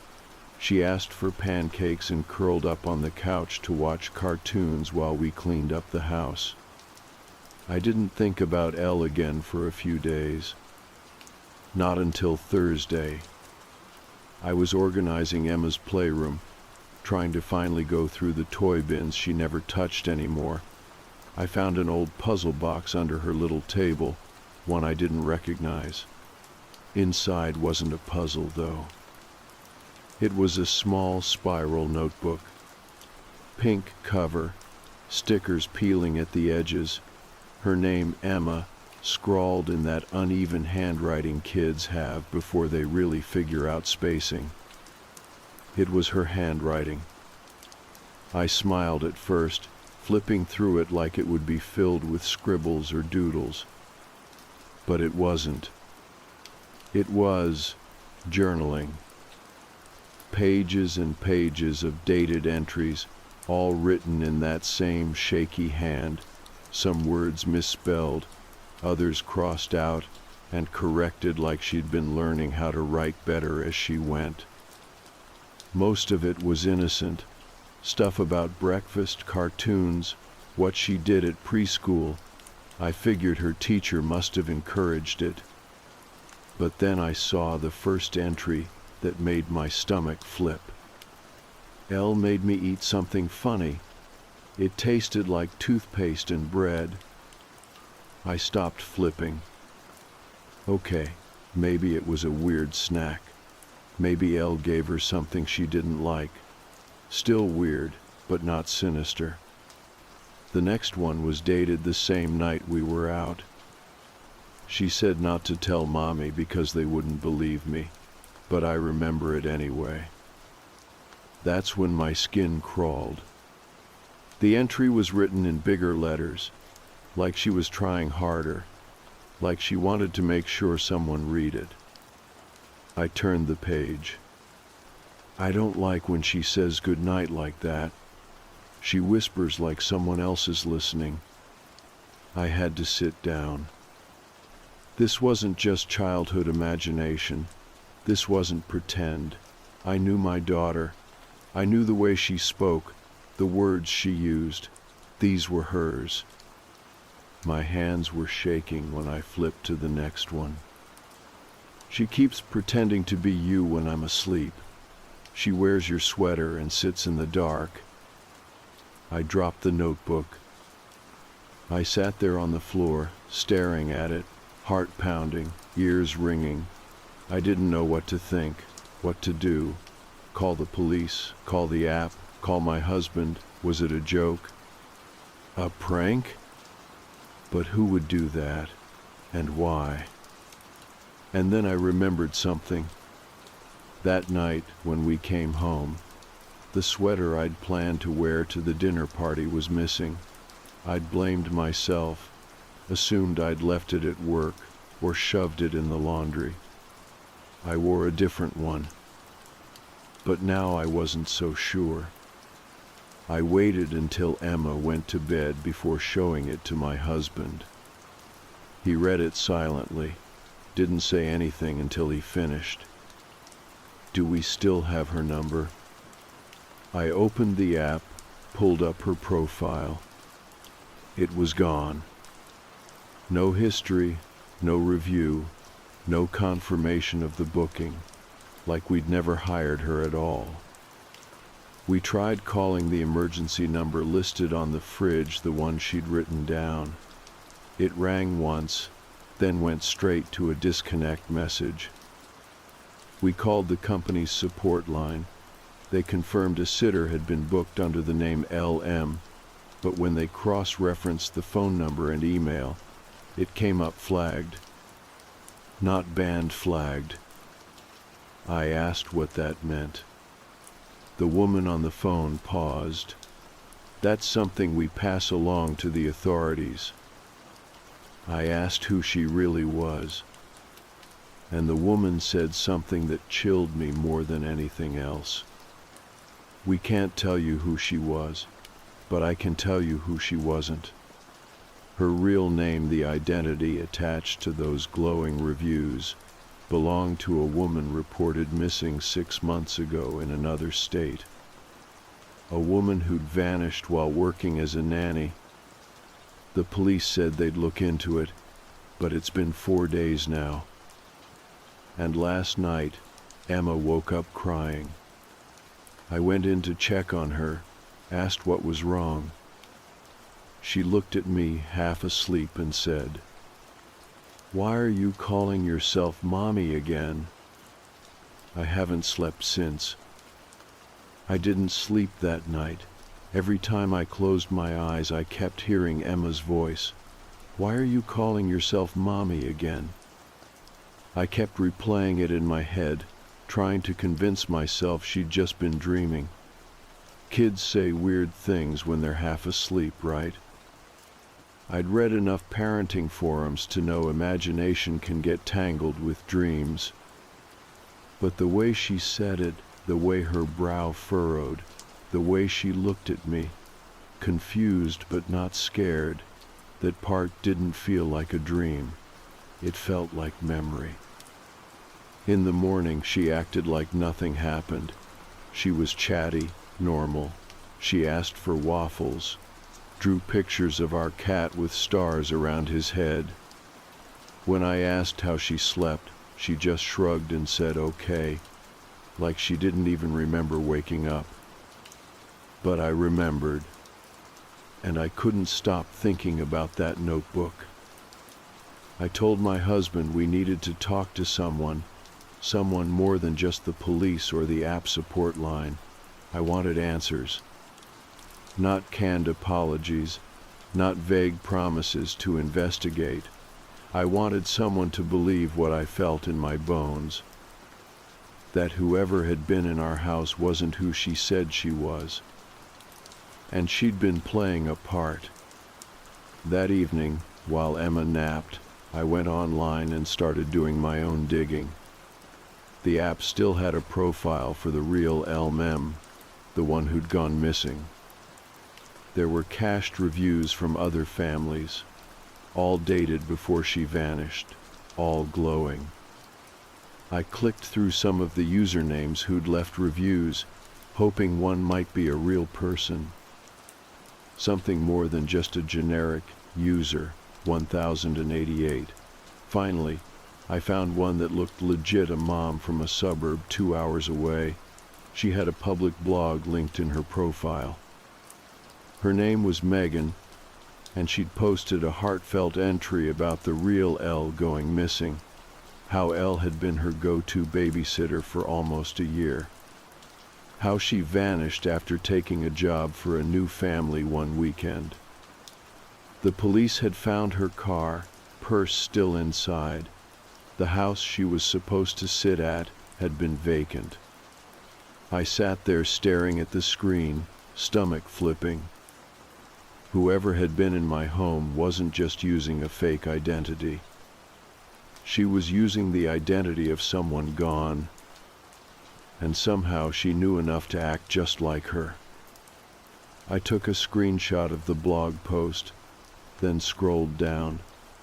Megan had included a few photos of Elle smiling, holding a toddler, crouching next to a sandbox. And it hit me like a punch. It wasn't the same woman who came to our house. Not even close. Different face, different build, different everything. So who the hell was she? I couldn't sit still. I printed the screenshots, grabbed the notebook, and drove straight to the police station. I asked to speak to the same officer who'd taken our initial statement. They said he was off duty, but would leave a note. I left the printouts, the blog, everything. When I asked if they'd follow up with the missing persons case, they told me that case had been transferred to another jurisdiction, and there's only so much they can do unless a crime had occurred in our county. I don't know what I expected.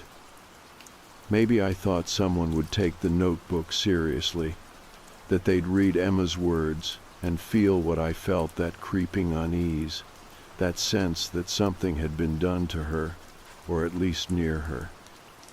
Instead, they photocopied it and handed the original back like it was a school assignment. That night, my husband and I sat on the couch after Emma went to bed. We didn't speak for a long time, just stared at the baby monitor, even though she was fast asleep. "I think we need to talk to a child psychologist," I finally said. He nodded slowly. "You think she's been traumatized?" "I don't know. I don't think she understands it like that. But something happened, something weird, and it's not going away." He rubbed his face. "What do we even say? Our babysitter might have been someone impersonating a missing woman, and now our kid thinks she's still in the house." I didn't laugh, neither did he. We both knew it didn't sound right, but it felt true. The next day, Emma said something else. We were coloring together, just the two of us. She was drawing what looked like a stick figure inside a house. I asked her who it was. "That's Elle," she said without looking up. I froze. "Elle's not here anymore, sweetie." She tilted her head. "She comes back sometimes." I tried to keep my voice steady. "What do you mean?" Emma picked up a red crayon and started coloring big looping circles around the stick figure's head. "When I'm asleep, she talks to me. She tells me you used to be her." I couldn't speak. I didn't want to push, but I had to ask. "What does that mean, baby?" Emma shrugged. "She says I'm hers now." I excused myself to the bathroom and sat on the toilet lid, gripping the edge of the sink, trying not to cry. That night, I went through the house top to bottom. I checked every closet, every crawl space. I opened the attic, even though I hate that narrow pull-down ladder. Nothing. No signs of entry, no tampered windows, no missing items. Except one thing. A tiny pair of socks that weren't Emma's, stuffed deep inside the bottom of her toy bin, beneath the dolls and puzzles and plastic food. They were child-sized, old, faded pink with little ruffles. Not ours. Not bought by us. Not from any set I remembered. I took them to the police the next morning. The woman at the front desk gave me a look like I was spiraling. Maybe I was. "Ma'am, do you want to file another report?" she asked. I just stood there holding the socks in a Ziploc bag. "Do you keep records of fingerprints?" She nodded slowly. "If there's an investigation. Was there a break-in?" "No," I said quietly, "not a break-in. Just a break. In reality. In trust.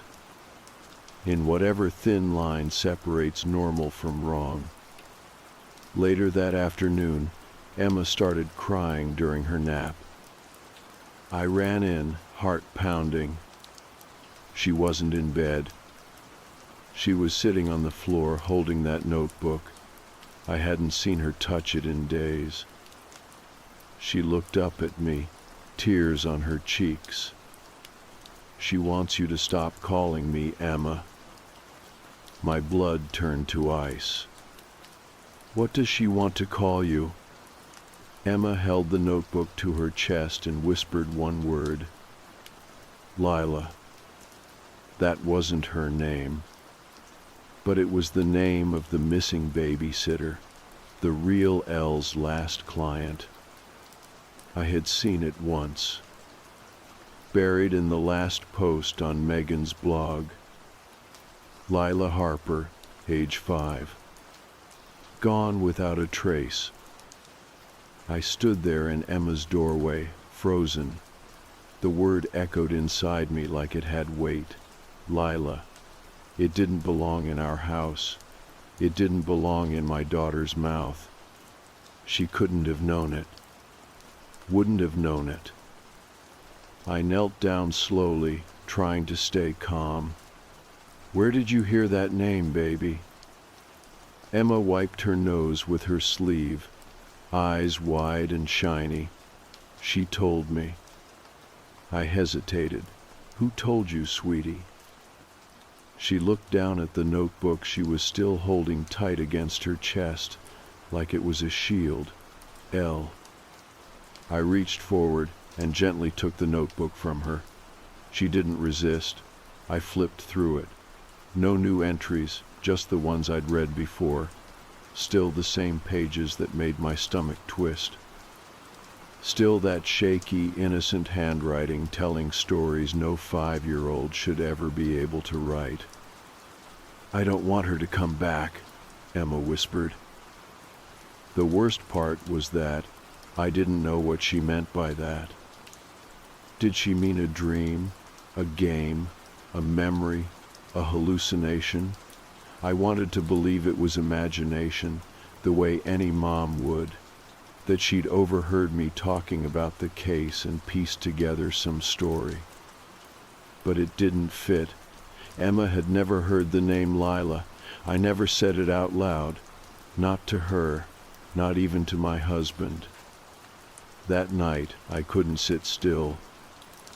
I waited until my husband was asleep, then got out of bed and went into the kitchen. I brought the laptop with me and opened Megan's blog again. I reread everything, this time slower, hunting for details I might have skimmed over before. She'd written that Lila had vanished from a house during the babysitting weekend. The parents had gone away overnight. Elle had been watching the child. When they came back, Elle was gone. The front door was unlocked. The house was spotless. No signs of struggle. Lila's room looked like she'd never been there. No fingerprints, no footprints, just silence. And then I saw it, a sentence I'd missed before, maybe because it hadn't meant anything at the time. Lila's favorite thing was drawing suns with faces. We still find them around the house sometimes. My heart sank. I stood up slowly, left the laptop on the counter, and walked toward Emma's room. I didn't want to wake her, but I needed to see something. I opened the door quietly. She was asleep, breathing soft and steady. I tiptoed to her art desk and pulled out her sketchbook. I flipped through page after page. Sun with a smile. Sun with a frown. Sun with big eyes and red cheeks. Over and over. The same face, the same thick rays. Emma had never drawn suns like that before. I would have noticed. I backed out of the room, shutting the door gently, trying not to panic. I wanted to call someone, scream, do something. But who would I even call? The police already thought I was spiraling. And maybe I was. But I wasn't wrong. The next morning, I asked Emma what she dreamed about. She looked up from her cereal and said, "We were playing in the basement." I blinked. "We don't go in the basement, baby. It's full of boxes." "I know," she said simply, but it was different. She made it bigger. "She who?" Emma shrugged. "The other mommy." I felt dizzy. After I dropped her off at preschool, I went home and opened the basement door. I hadn't been down there in months. We mostly kept old furniture and out-of-season clothes down there. It smelled musty, like cardboard and cement, but it felt colder than usual. I stood at the bottom of the stairs and turned on the light. It flickered for a second, then stayed on. Everything looked normal. Stacks of boxes, old coat racks, bins of baby clothes. Nothing strange. Until I turned around to go back up. There were drawings on the wall. Crayon, faint and scrawled. 3 stick figures, a woman, a little girl, and a third shape, larger, with long arms and no face. I stepped closer. Beneath the drawing, in barely legible letters, were 2 words. Not you. I dropped my phone. I don't remember going back upstairs. I don't remember shutting the door. But the next thing I knew, I was in the kitchen again, standing over the sink, breathing hard and gripping the edge of the counter like it was the only thing keeping me upright. I called the preschool, told them I was picking Emma up early. When I got there, she was fine, happy. She ran to me like nothing was wrong. "Can we get a snack?" she asked, her voice light. We drove in silence. When we got home, I watched her like a hawk. At one point, she walked over to her dollhouse and started whispering to her dolls. "What are you saying?" I asked from across the room. "Nothing," she said, "just asking if Elle's still here." I crouched down beside her. "Emma, sweetie, why do you think Elle is here?" She paused, then looked at me in a way that made my skin crawl. "Because she keeps trying to wear your face." My mouth went dry. I didn't know what to say. That night, I asked my husband to sleep in Emma's room. I told him it was just for comfort, that she'd been having bad dreams. I didn't tell him what she'd said. Not yet. I stayed up, pacing the hallway. Around 3 in the morning, I heard whispering. I crept to Emma's door and pressed my ear against it. Silence. Then, soft, high-pitched humming. I cracked the door open. Emma was asleep. My husband was too. But the baby monitor, the one on the dresser, still turned on, was blinking. I picked it up, took it to the living room, turned up the volume. Whispers. Too quiet to make out, but not Emma's voice, and not mine. I played it back. There it was again. She's still trying to remember who she is. I dropped the monitor.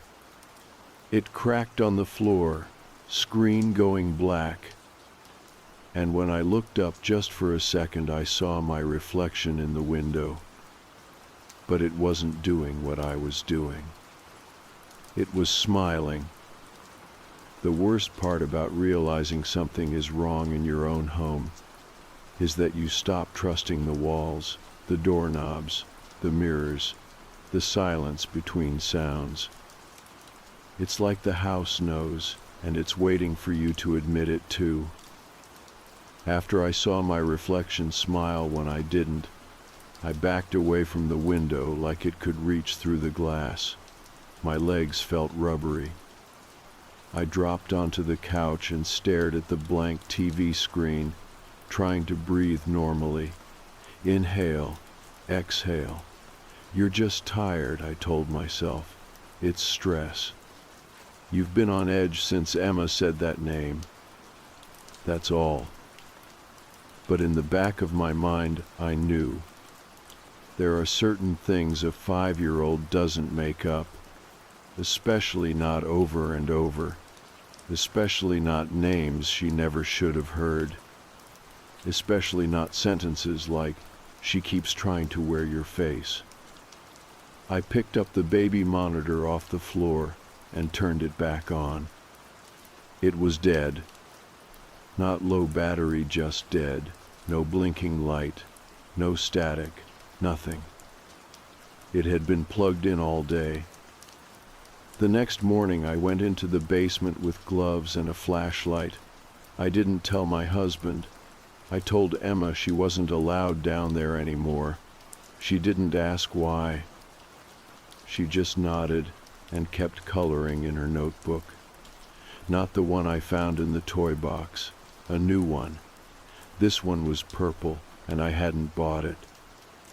I crouched at the bottom of the basement steps and examined the wall with the crayon drawing. I rubbed at the stick figures with a towel.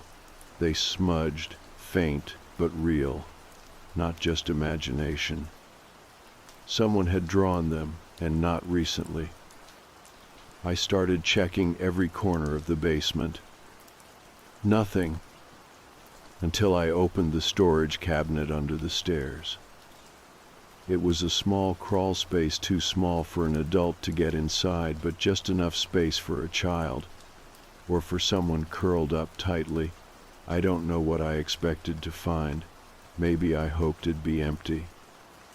It wasn't. There were scraps of fabric in the back corner, bits of yarn, a cracked plastic mirror propped up with books. One of the books had been torn apart. Another had handwriting inside. Child's handwriting. I miss my name.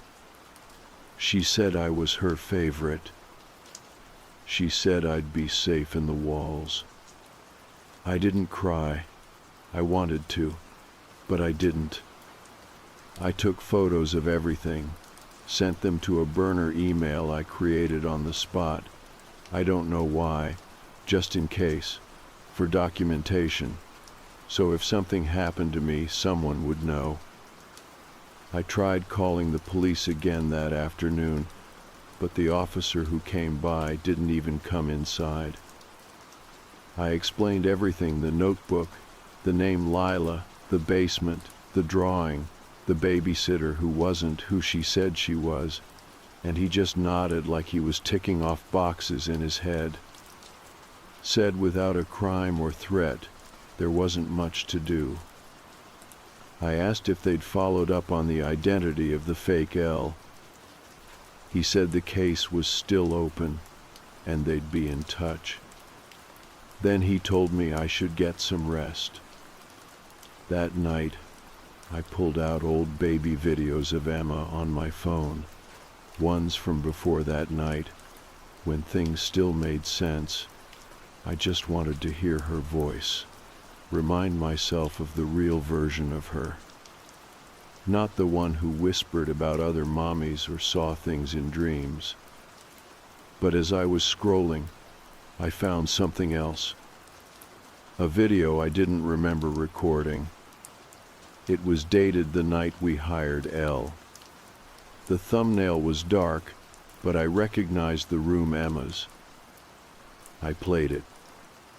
The camera was facing the ceiling, soundless at first, then a soft creaking. A figure walked past the camera, bare feet, long pants. Then the whispering started. Not Emma, not me, not anyone I recognized. The voice was soft and low, feminine, but not gentle. Do you know who you are? Say it. Say your name. Then silence. A tiny voice. Emma's voice. Lila. The video ended. I stared at the screen so long it dimmed. When I turned it back on, the video was gone. I checked my recently deleted folder. Empty. I checked my cloud backup. Nothing. I didn't sleep that night. I sat in the hallway outside Emma's room, back against the wall, holding the broken baby monitor in my lap like it might start working again. Around 3 a.m., I heard her talking in her sleep. I crawled to the door and pressed my ear against it. Just her voice. Whispers. But she wasn't alone. Two voices, hers and someone else's. I opened the door. She was sitting upright in bed, eyes closed, whispering to the empty air in front of her. Her hands were resting in her lap, calm, too calm. Emma, I said softly. She didn't answer. I stepped closer. Emma, honey? Her eyes snapped open. She blinked at me, confused. Where'd she go? Who, baby? She looked around the room, her mouth trembling. She was here. I pulled her into my arms. Her skin was cold, not sweaty, not flushed, just cold. She cried for a few minutes, but never told me anything else. Just kept saying she was here over and over. The next morning, she didn't remember. Said she slept fine. Said she hadn't had any dreams. But I saw the way she avoided the hallway mirror, the way she glanced over her shoulder while brushing her teeth. She remembered. She just didn't want to talk about it. And honestly, neither did I. Not until later that night when I found the photo. It was tucked inside one of the picture frames on the living room shelf. A new photo. Not printed, not developed. Just a plain sheet of paper with an image printed on it in grainy black and white. It was our living room. Me and Emma sitting on the couch. Except I wasn't facing the camera. And Emma wasn't looking at me. She was looking behind me. And in the far corner of the room, where the shadows met the wall, was the shape of a woman, watching us. I sat there staring at the photo for what felt like forever. My hands wouldn't stop trembling, and the edge of the paper curled slightly where my fingers gripped too tight. I studied every inch of it, the couch, the throw pillows, the faint blur of Emma's hand as she reached for something, but I kept coming back to the corner. That shape. It wasn't a shadow, not exactly. It had form, shoulders, maybe, the outline of long hair, like someone standing just out of focus, barely real, but still there, watching. I checked the timestamp printed at the bottom of the page. It wasn't a time I remembered anyone taking a picture. No visitors, no phone in sight. But it lined up almost to the minute with the night I sat up with Emma, the night I thought I heard her talking in her sleep, the night I thought we were alone. I took the photo and shoved it deep in the drawer of the hallway table, under old birthday cards and appliance manuals. Out of sight. That would be enough, I thought. If I didn't see it, maybe it wouldn't be real. The next morning, Emma asked if she could sleep in my bed that night. Why, baby? I asked, trying to keep my voice light. She looked at her cereal. I don't want her to come into my room again. I didn't answer. I just kissed the top of her head and said, okay. That day I called in sick to work, said I had a migraine. My boss barely listened before approving the day off. I think my voice scared her. I needed time to think, to breathe, to figure out if I was losing my mind or if something had really taken root in our house. I spent most of the morning searching through old receipts, documents, anything I could find from the night we hired Elle. But nothing lined up. No payment history, no messages, no ride requests, no trace of her profile. Even the confirmation email I know I received was gone from my inbox. Just a gap where a date should have been. Like she was never there. And then I remembered something. The doorbell camera. We'd only installed it 2 months ago. Motion activated. Stored footage for 30 days unless manually downloaded. It had a small, glitchy interface, but it worked. I opened the app and scrolled back to the night she arrived. It took a while. The footage had gaps, weird skips, almost like pieces had been deliberately removed. But then, at 6:45 p.m., there she was, standing on our porch. Same sweater, same polite smile, her hand raised in a friendly wave. But as the video played, I noticed something I hadn't before. Her reflection in the glass. It didn't move, not even slightly. While she waved and smiled and tucked hair behind her ear, the reflection stood frozen, arms at her side, face blank. I felt something tighten in my chest. I paused the video and stared at the screen. Screenshot. Saved it to my phone. I didn't know what I was going to do with it, but I needed proof. I needed to remind myself this was happening. That night, I let Emma sleep in our bed. I read her a story, kissed her forehead, and waited until she fell asleep. I stayed up with the lights on, pretending to read, pretending everything was fine. It wasn't. At 3:14 a.m., the lights flickered. Not off, just dimmed, like someone was playing with the voltage. I held my breath. Then came the creak of a floorboard. Not in our room. From Emma's. I got up slowly, careful not to wake her, and stepped into the hallway.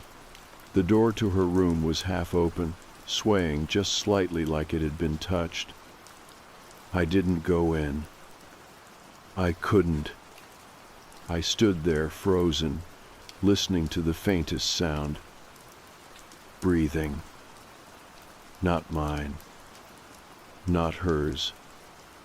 Just breathing. I backed away and shut our bedroom door, wedging a chair under the knob like they do in movies. It didn't feel ridiculous. It felt necessary.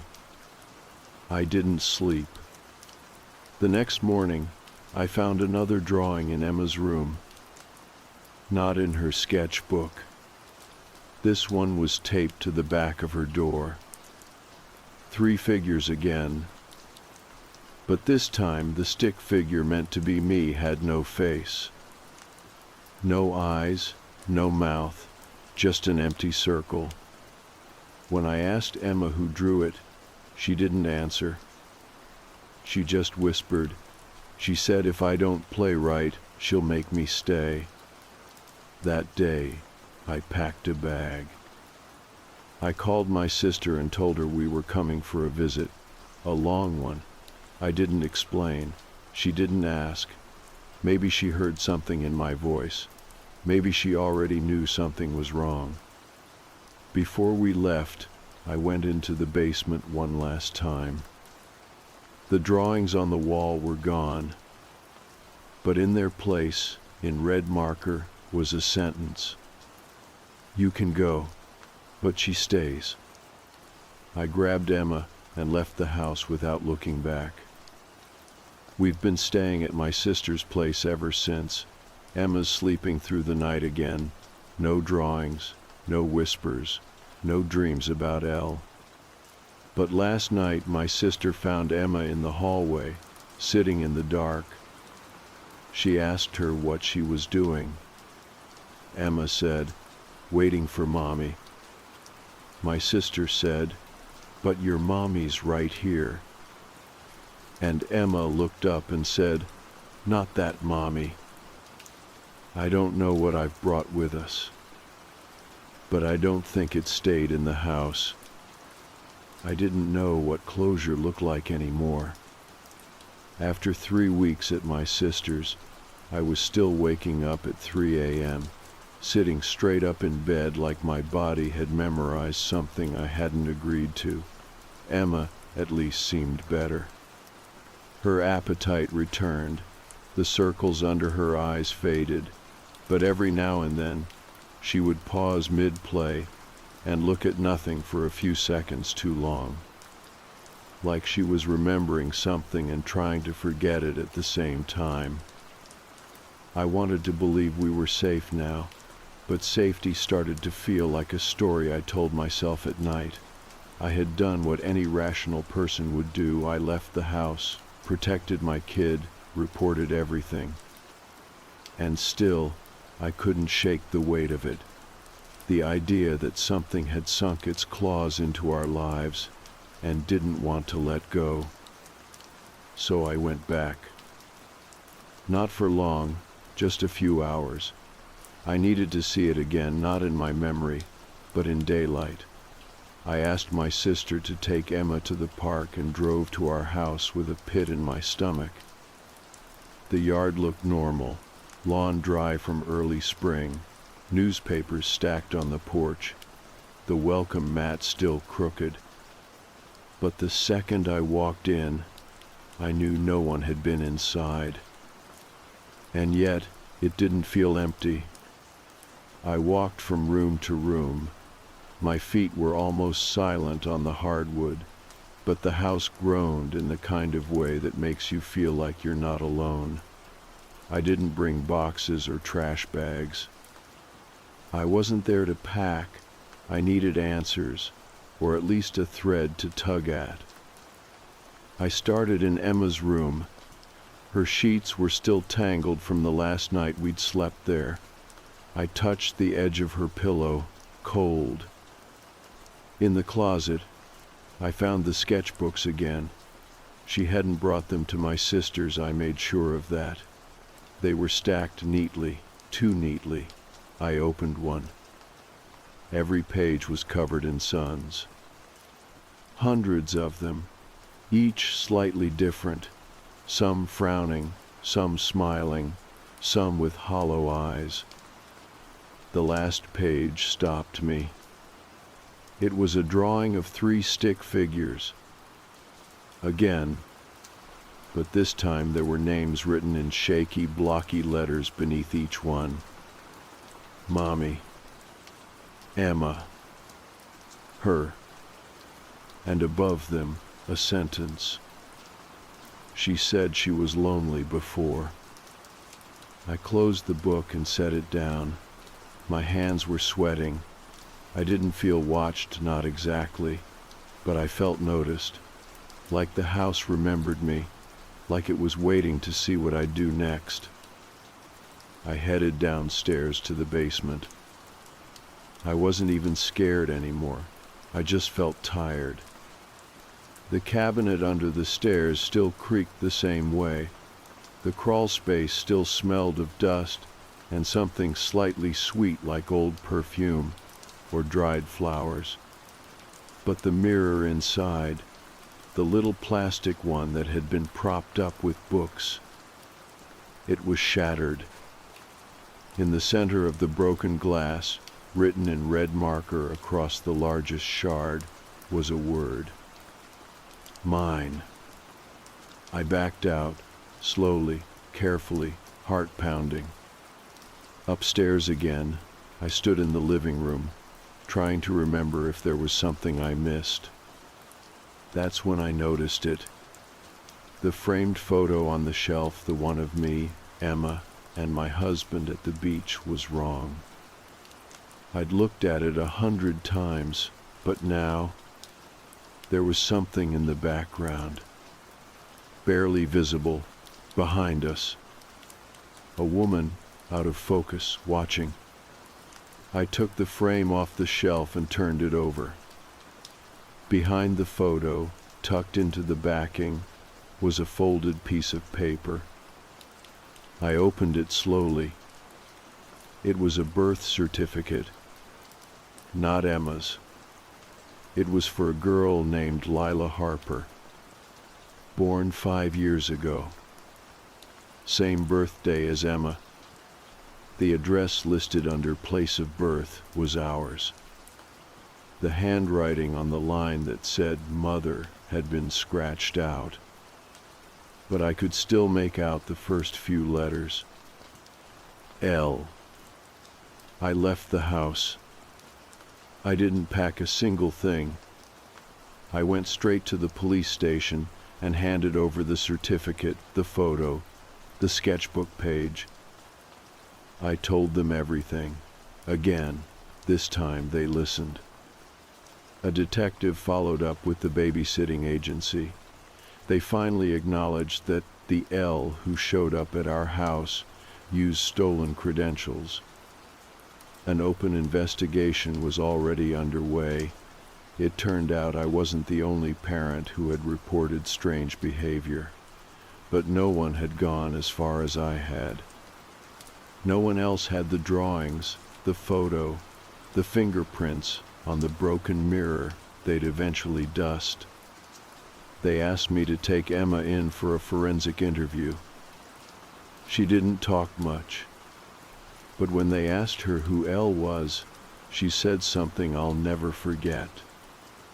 She told me she used to be mommy, but she wasn't good at it.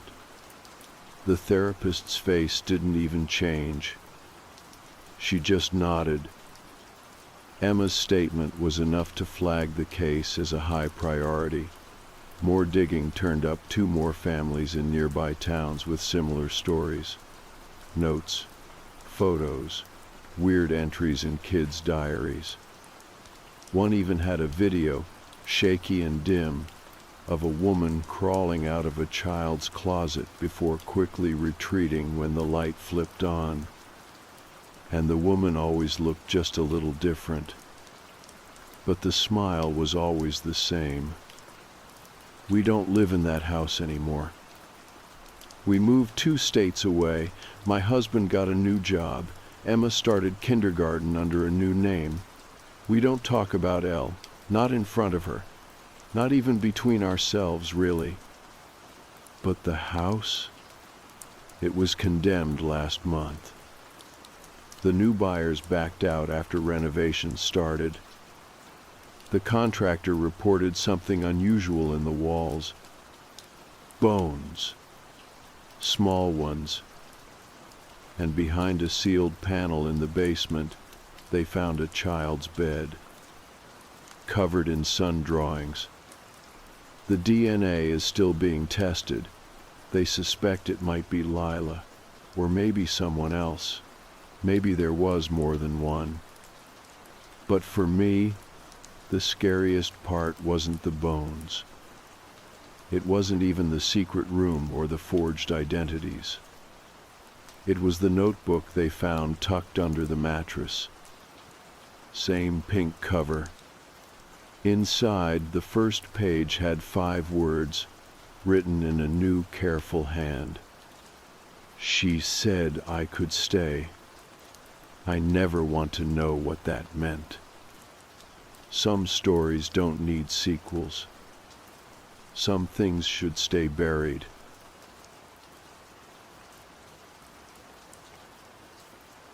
I hired her on a Monday. It wasn't some big decision, I just needed help. My place had gotten out of hand. Work had been busy. I'd been putting off little things that turned into big messes, and the thought of spending my one day off scrubbing baseboards made me feel bone tired. I wasn't looking for anything fancy, just a basic cleaning. I searched online, but most of the bigger services were either booked solid or charged too much. Then I found a smaller listing buried a few pages deep into a local search. The website was simple, bare bones, honestly. White background, light blue text, no frills. Reliable local cleaning, it said. Underneath was a phone number, a short description, and a few blurry photos of freshly vacuumed carpets and sparkling sinks. No reviews. I hesitated, but something about it seemed low-key, not scammy exactly, just outdated, like it had been built in 2008 and never touched again. The price was right, and I didn't feel like scrubbing my bathtub. So I texted the number. A reply came 10 minutes later. Yes, available Thursday morning. Cleaner is vaccinated. Will bring supplies. Cash or Venmo. Let me know the address. I sent the address. They said they'd arrive between 9 and 10. That was it. No confirmation email, no intake form, nothing official. Thursday morning came. I was up early, half scrubbing the bathroom out of guilt when the doorbell rang at 9:05. I opened the door to find a woman standing there in a gray coat, holding a large tote bag. She was older, maybe late 60s, with neatly tied back hair and a face that didn't smile, just sort of acknowledged me. She had no name tag, no shirt with the company logo, just her, quiet, expressionless. "Hi," I said, "you're with a cleaning service?" She nodded once. "Okay, great. Come on in." She stepped inside and looked around briefly. Still no smile, no small talk. She pulled a pair of rubber gloves from her bag and went straight for the kitchen. Everything's pretty self-explanatory," I said, trailing after her. "Kitchen, living room, bathroom, and the bedroom, if you have time. Nothing crazy." She just nodded again and started clearing off my counter. Something about how fast she moved caught me off guard. She wasn't rushing, exactly, but she had this kind of mechanical rhythm, wiping, spraying, stacking, like she'd done it 1,000 times in 1,000 identical houses. I offered her coffee, but she shook her head. I had a Zoom meeting for work, so I took my laptop into the bedroom and shut the door. I could hear her moving through the house, quiet but consistent, like the rhythm of a washing machine in the next room. The call went long, maybe 45 minutes, and by the time I came back out, she was already halfway through the bathroom. She'd finished the kitchen, counters wiped, floor mopped, sink gleaming. It looked great, honestly better than I expected. I thanked her. She didn't really respond, just moved on to the hallway mirror.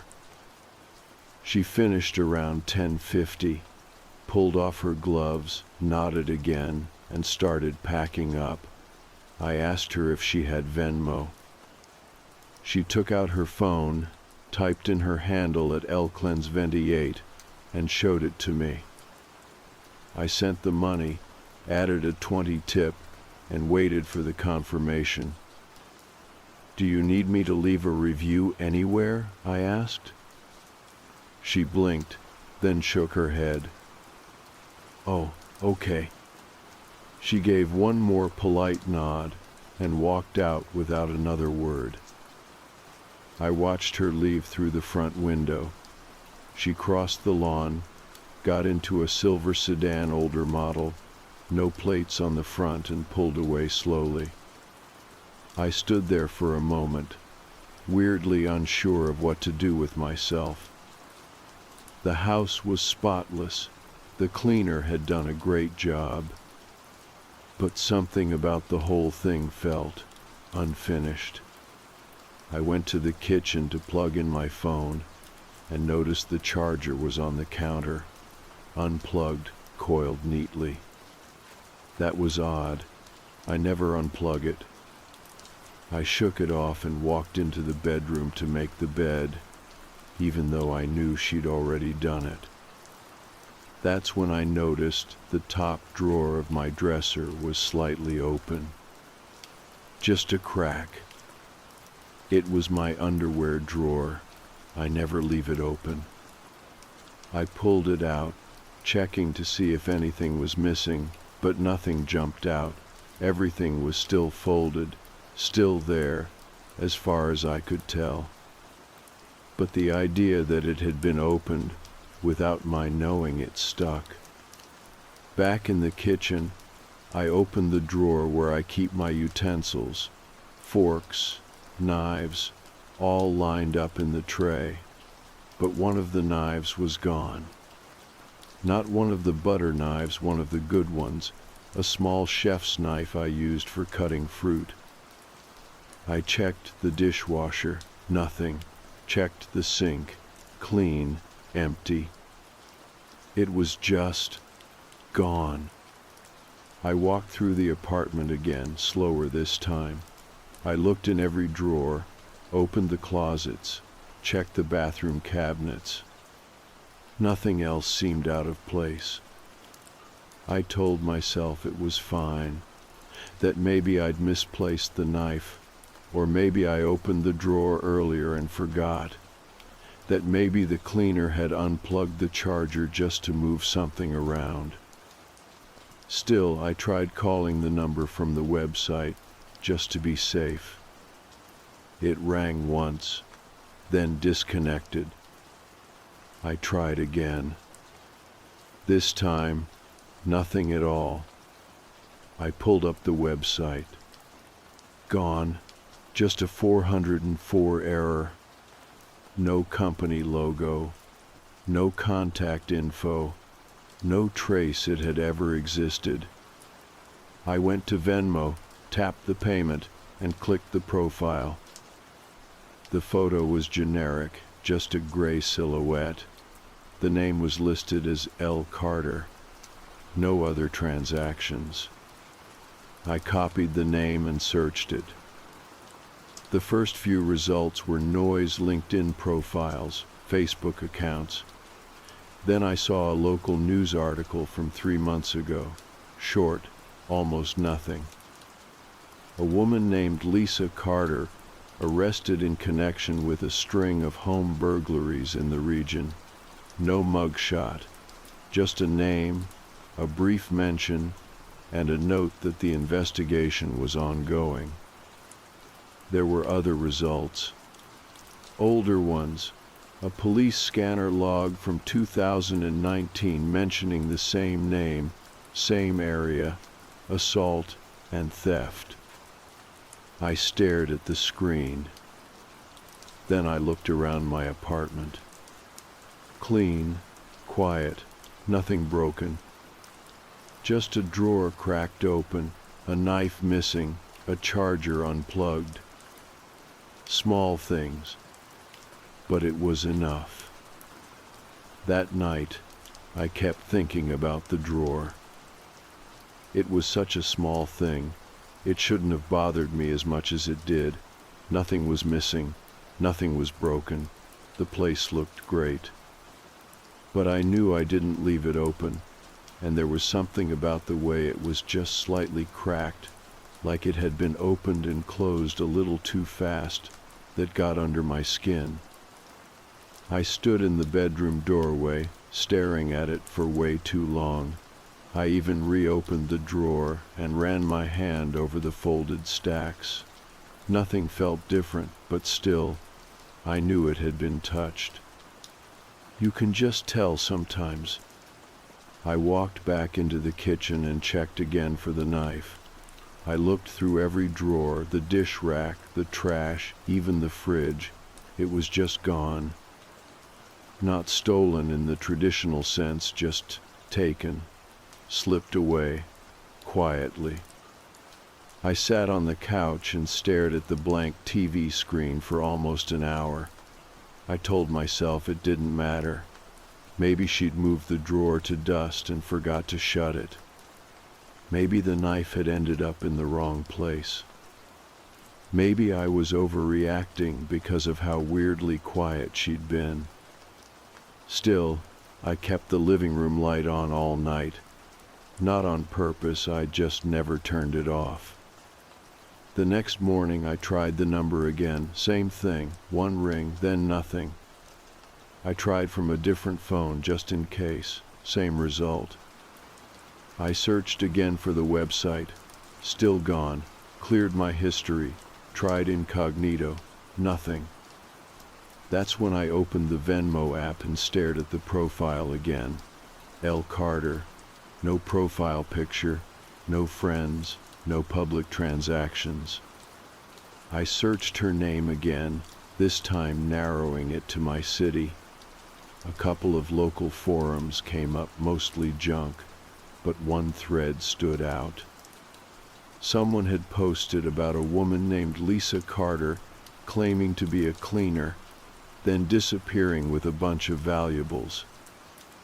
The original post was months old. The replies were scattered. A few people said they'd heard similar stories. One person mentioned their sister's friend had hired someone by that name and swore her place was off afterward. Another said she was arrested a while back but never charged. I clicked on one reply from a user named Dorian House Sadie 6. It said, "My mom hired her. Weird energy. Nothing was missing, but stuff felt moved. My mom got paranoid and installed cameras. Called the police, but they didn't take her seriously." That made my stomach turn a little. I got up, walked the apartment again. Same loop. Kitchen, bedroom, closet, bathroom. Nothing new. Nothing obviously out of place. Still, I ended up going to Target later that day and bought a little camera, one of those small magnetic ones you can stick above a doorway or on a bookshelf. It connects to your phone and records everything. I didn't think I'd actually need it, but I needed to feel like I was doing something. I set it up in the living room, angled toward the front door and hallway. That night I lay in bed and stared at the ceiling for what felt like hours. I heard noises I'd never noticed before, pops in the walls, cars in the distance, the hum of the fridge. I kept trying to remember more details about her. The way she moved, her face, her hands. She didn't wear gloves the whole time. I remembered seeing her bare hands when she was packing up. Pale, thin, her nails were clean but short, like she cut them often, not bitten clipped.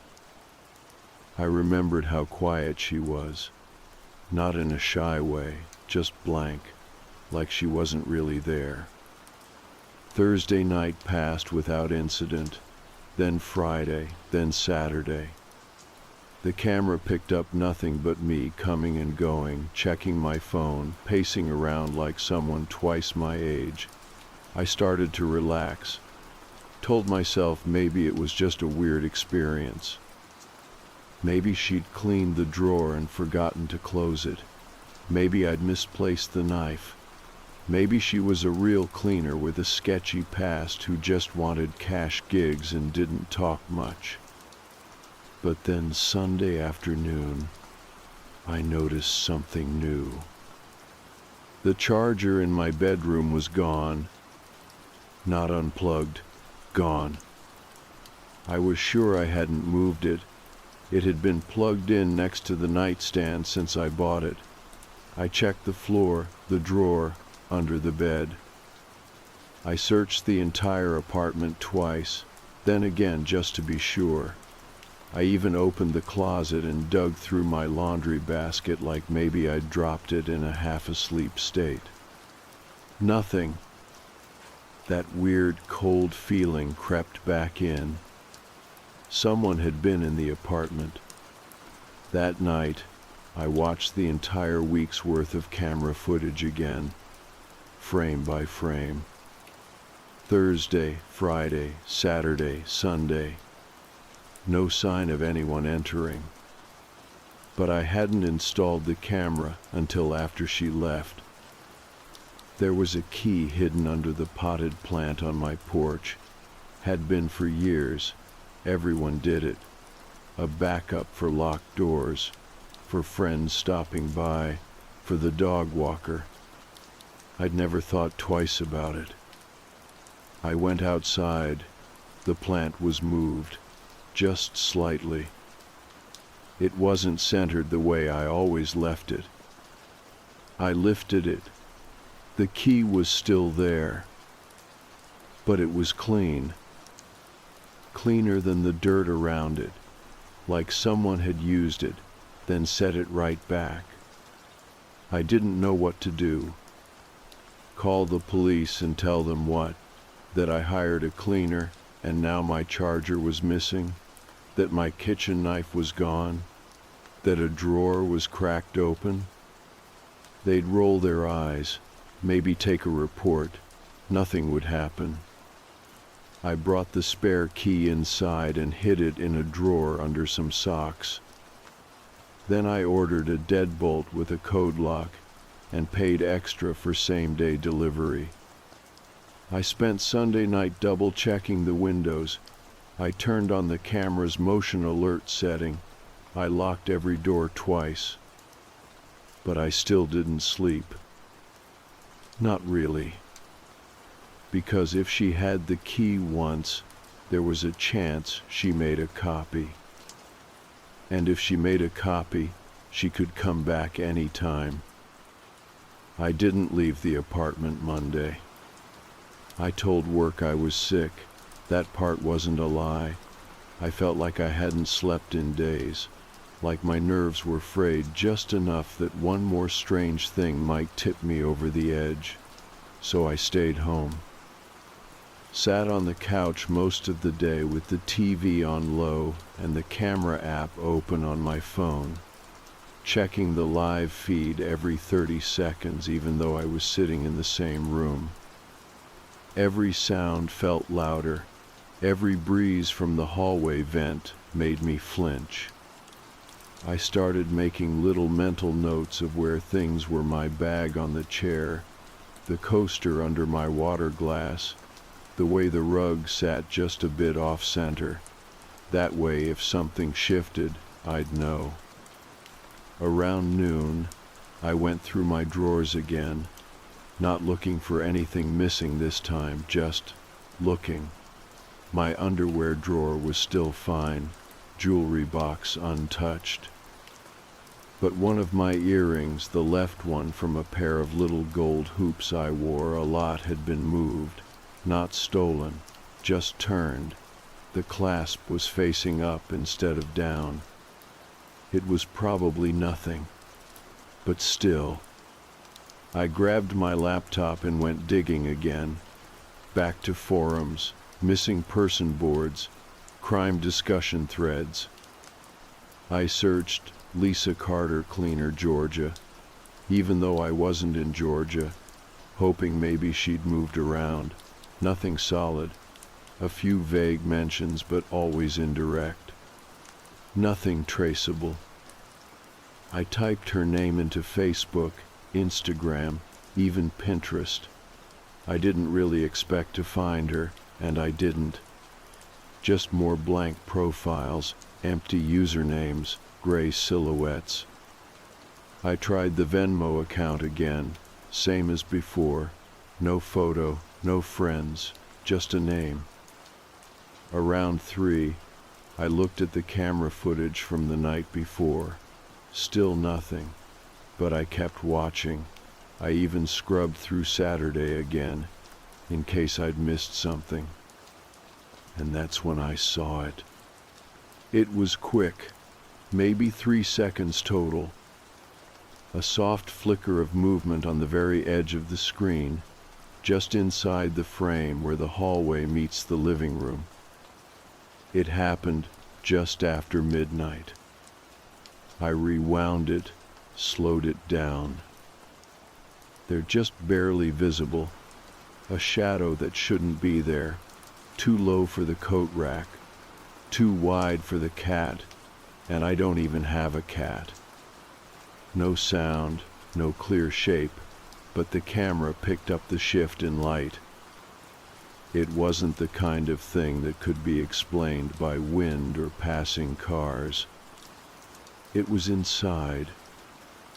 I felt that cold flush run down my spine, the one that makes your hands feel hollow and your mouth dry.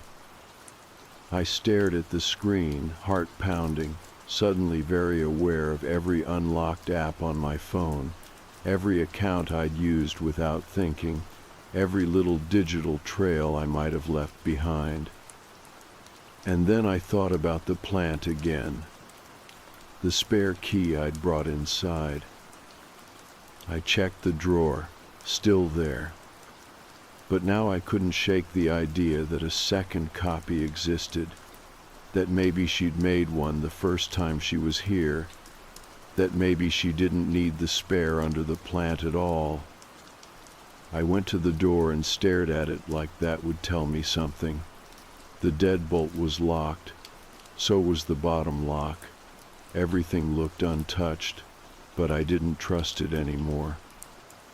That night, I pushed a chair up under the doorknob before bed. I turned the living room lamp toward the window so it looked like someone was awake.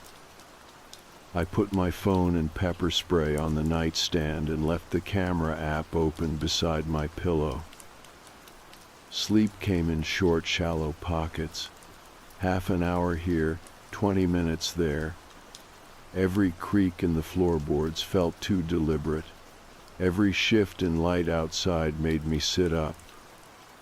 At one point, just after 3, I thought I heard something. A tap, maybe, or a click. I froze, held my breath, but it didn't happen again. Morning came eventually, even though it didn't feel like it. I got up and started coffee, and it was only when I pulled the mug from the cabinet that I noticed something else. One of the mugs was turned the wrong way. All of mine face, right handles at 4 o'clock, always. It's a habit, not OCD, just preference. I always turn them that way when I unload the dishwasher, but this one was facing left. I stared at it for a long time. Then I checked the cabinets. One of the cereal boxes was backward, not upside down, just facing the wrong way.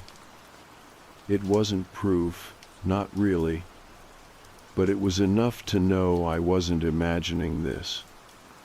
Someone had been here again. I called the police that afternoon. I didn't want to. I knew how it would go, but I needed the paper trail. I needed someone to write it down, to log the name, to at least pretend to take me seriously. The officer who came out was polite, young, clearly trying to seem helpful. She took notes while I explained everything. The cleaning appointment, the missing knife, the unlocked key, the charger, the camera footage. When I showed her the clip of the shadow, she leaned in and watched it twice. She didn't say much, just asked if I had a screenshot of the Venmo profile. I did. She wrote down the name, said she'd check with their system to see if anything popped, said it wasn't much, but it was something. Then she gave me the speech I'd expected. Without clear footage or forced entry, there's not much we can do right now, but we'll log this. If anything else happens, don't hesitate to call. And if you feel unsafe, don't wait. Get somewhere public. I nodded. She left. And that night, I didn't sleep at all. I sat on the couch with the lights on and the front door in view, one eye on the hallway, the other on my phone, just waiting for that shadow to flicker again. Tuesday night was when I stopped pretending. I hadn't left the apartment in almost 2 full days. Every time I tried, I ended up pacing by the door, checking the locks again, listening for sounds in the hallway. I even canceled a coffee date with Lydia, told her I had a cold, which wasn't exactly a lie. I felt sick, but it wasn't anything a thermometer could catch. I didn't even shower. That was the first time I caught myself doing something different, not out of laziness, but caution. It felt stupid, but I didn't want to be distracted. Didn't want to miss something. I kept thinking, what if she comes while I'm in the bathroom? What if that's when she tries the door again? I checked the camera footage obsessively, every 2 hours, then every hour. I kept the app open on my phone so I could see the live feed in the corner while I scrolled or tried to read. But I wasn't really reading. The apartment was clean, too clean now. Every drawer perfectly aligned, every cabinet checked twice. I'd started setting little traps without really calling them that. Left a piece of paper folded just barely under the edge of the doormat. Placed a single crumb on the counter. Lined up the salt and pepper shakers so they were touching. They were small things, but I needed to know if anything moved. I also took the spare key I'd hidden in the sock drawer and drove it across town. Dropped it into a random donation box outside a Goodwill just to get it away from me. I didn't trust anything anymore. That night, I dragged a kitchen chair into the hallway and sat across from the front door with my laptop. I didn't plan on doing it all night, just for an hour or two, but I lost track of time. It was almost 2 in the morning when I heard the sound. A tap. Then silence. Then another. It wasn't loud, just deliberate, like someone testing the surface of the door, or tapping with a fingernail. I went perfectly still, didn't breathe, just stared at the knob. It didn't turn, the lock didn't jiggle, but the tapping came again, 3 in a row, like a pattern. Then nothing. I waited. I don't know how long, maybe 10 minutes, maybe 30. Then I stood up and stepped silently to the peephole. No one there. But the hallway felt wrong, like it had just been disturbed, like the air was still settling. I didn't open the door. I didn't even touch it. I just sat back down, picked up my phone, and checked the camera feed. Nothing. I rewound the last 10 minutes and played it twice. Nothing. The feed didn't cover the hallway, just the inside. And I knew then, without question, that someone had been just on the other side, testing, watching, maybe listening. I didn't go back to sleep. I didn't even blink much. When the sun came up, I went to the hardware store and bought a second lock. Not a deadbolt and inside latch, something that could only be opened from the inside, even if you had the key. I also bought a doorstop alarm, tiny little wedge you stick under the door that screeches like a fire alarm if the door moves at all. That afternoon I installed both. The latch went on crooked, but it held. The alarm made me jump when I tested it. Good. I also called the cleaning service number again. Still disconnected. I searched the site again, still gone. The Venmo account? Still blank. No history, no response when I sent a request for a refund, just to see. At this point, I wasn't expecting anything to change, but I kept looking anyway. It was like scratching at something under the skin. You know it won't help, but you can't stop. Around 6, Lydia texted again. You alive? I stared at the message for a long time. She had no idea what was happening. I hadn't told her the full story. I didn't want to sound like a conspiracy theorist. I'm fine, just tired, I wrote. She sent back a thumbs up emoji and nothing else. Later that night, I checked the traps again. The paper under the mat was gone. Not shifted, gone. I checked the garbage and recycling. Nothing. I hadn't vacuumed. I hadn't swept. It hadn't just blown away. I'd placed it carefully, just enough to see if the door had moved. And now it was missing. The crumb on the counter was still there.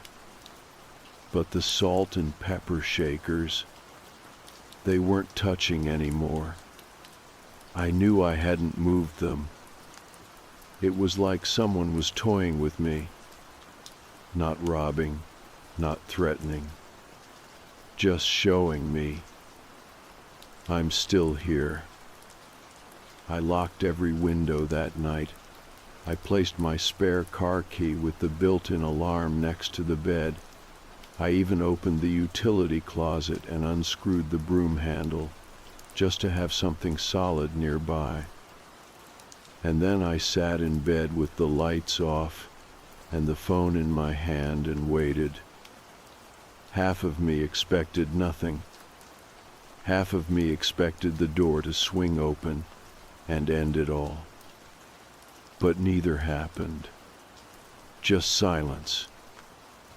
Just another night of no sleep. Just the long, slow awareness that whoever she wasn't finished. And she didn't need to be in the apartment to remind me of that. She'd already been here. She already knew what scared me.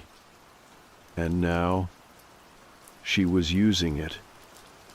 I woke up Wednesday morning with the kind of clarity that usually only comes after you've lost something. I hadn't actually slept, not in any real way, but sometime around 5:30, as the first sliver of daylight pushed through the blinds, I sat up, and something just clicked. I was done waiting. The fear was still there, sitting in my chest like a rock, but it wasn't in charge anymore. It was background noise now, not the main event. There's something strange that happens when you live with dread long enough. You start to get used to it. And once it stops being the scariest thing in the room, you have space to move. I made coffee, ate toast, didn't even check the camera right away. For the first time since the cleaner had come, I didn't rush to prove something had changed, because I already knew it had. I checked the traps later. The salt and pepper shakers were back in place, perfectly aligned. The crumb was gone, and this time there was something new. The smallest item on my key ring, a tiny flashlight I'd never used, was sitting on the hallway table. I hadn't put it there. I hadn't even touched my keys. She'd been back, again. And this time, she wanted me to know. I didn't call the police. I didn't want another officer telling me there was nothing they could do. I didn't want a report filed away in a drawer that no one would read. Instead, I grabbed my laptop, the USB drive with all the camera footage, and started writing everything down, every time, every detail, a full timeline from the day I found the website to now. I didn't just include the missing knife or the open drawer. I included the texts, the payment, the missing charger, the backward cereal box, the sound at the door. I wrote it all, printed 2 copies, and sealed them in envelopes. One I put in my bag, the other I dropped in the outgoing mail slot addressed to my sister. It wasn't about being dramatic. It was about making sure someone else knew. That afternoon I took a cab across town and walked 3 blocks to a coffee shop I used to go to in college.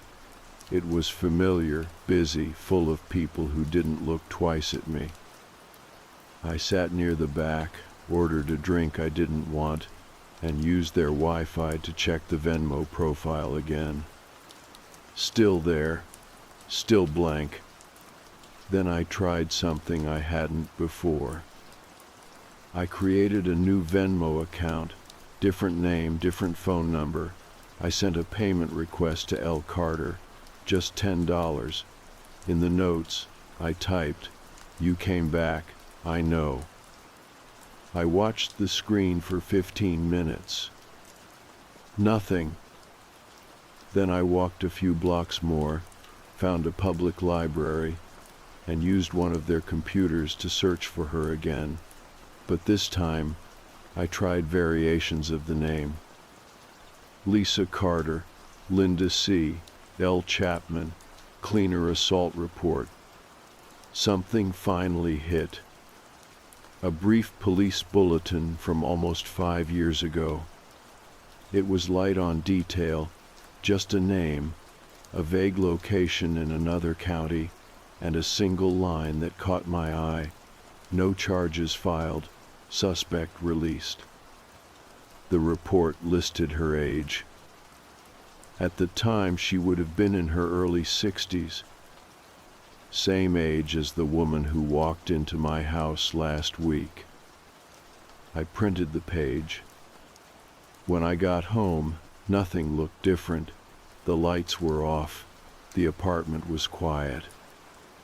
But that didn't mean anything anymore. I checked the footage. The camera had captured 4 hours of silence. Then, at 2:13 p.m., something new. Not the hallway this time. The camera had been moved. Just slightly. The angle had changed. It was now pointed a little more to the right, still catching the living room, but missing the hallway entirely. No alert, no sound. Just a perfect, silent adjustment. It wasn't me. I closed the app, turned off the lights, and sat on the floor next to the couch with the curtains drawn. I don't know why. It felt like the only place I could see everything at once. That's where I was when my phone buzzed. It was a Venmo notification. Payment request accepted. From @LClients28. No message. Just the $10 sent back to me. She'd seen the note. She'd responded. That was her way of saying, "Yes, I know you know." And I think she liked it. I didn't respond.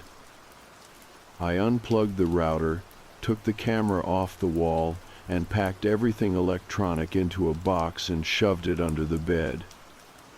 No more watching, no more tracking. Let her wonder if I was still scared. Let her wonder if I was waiting.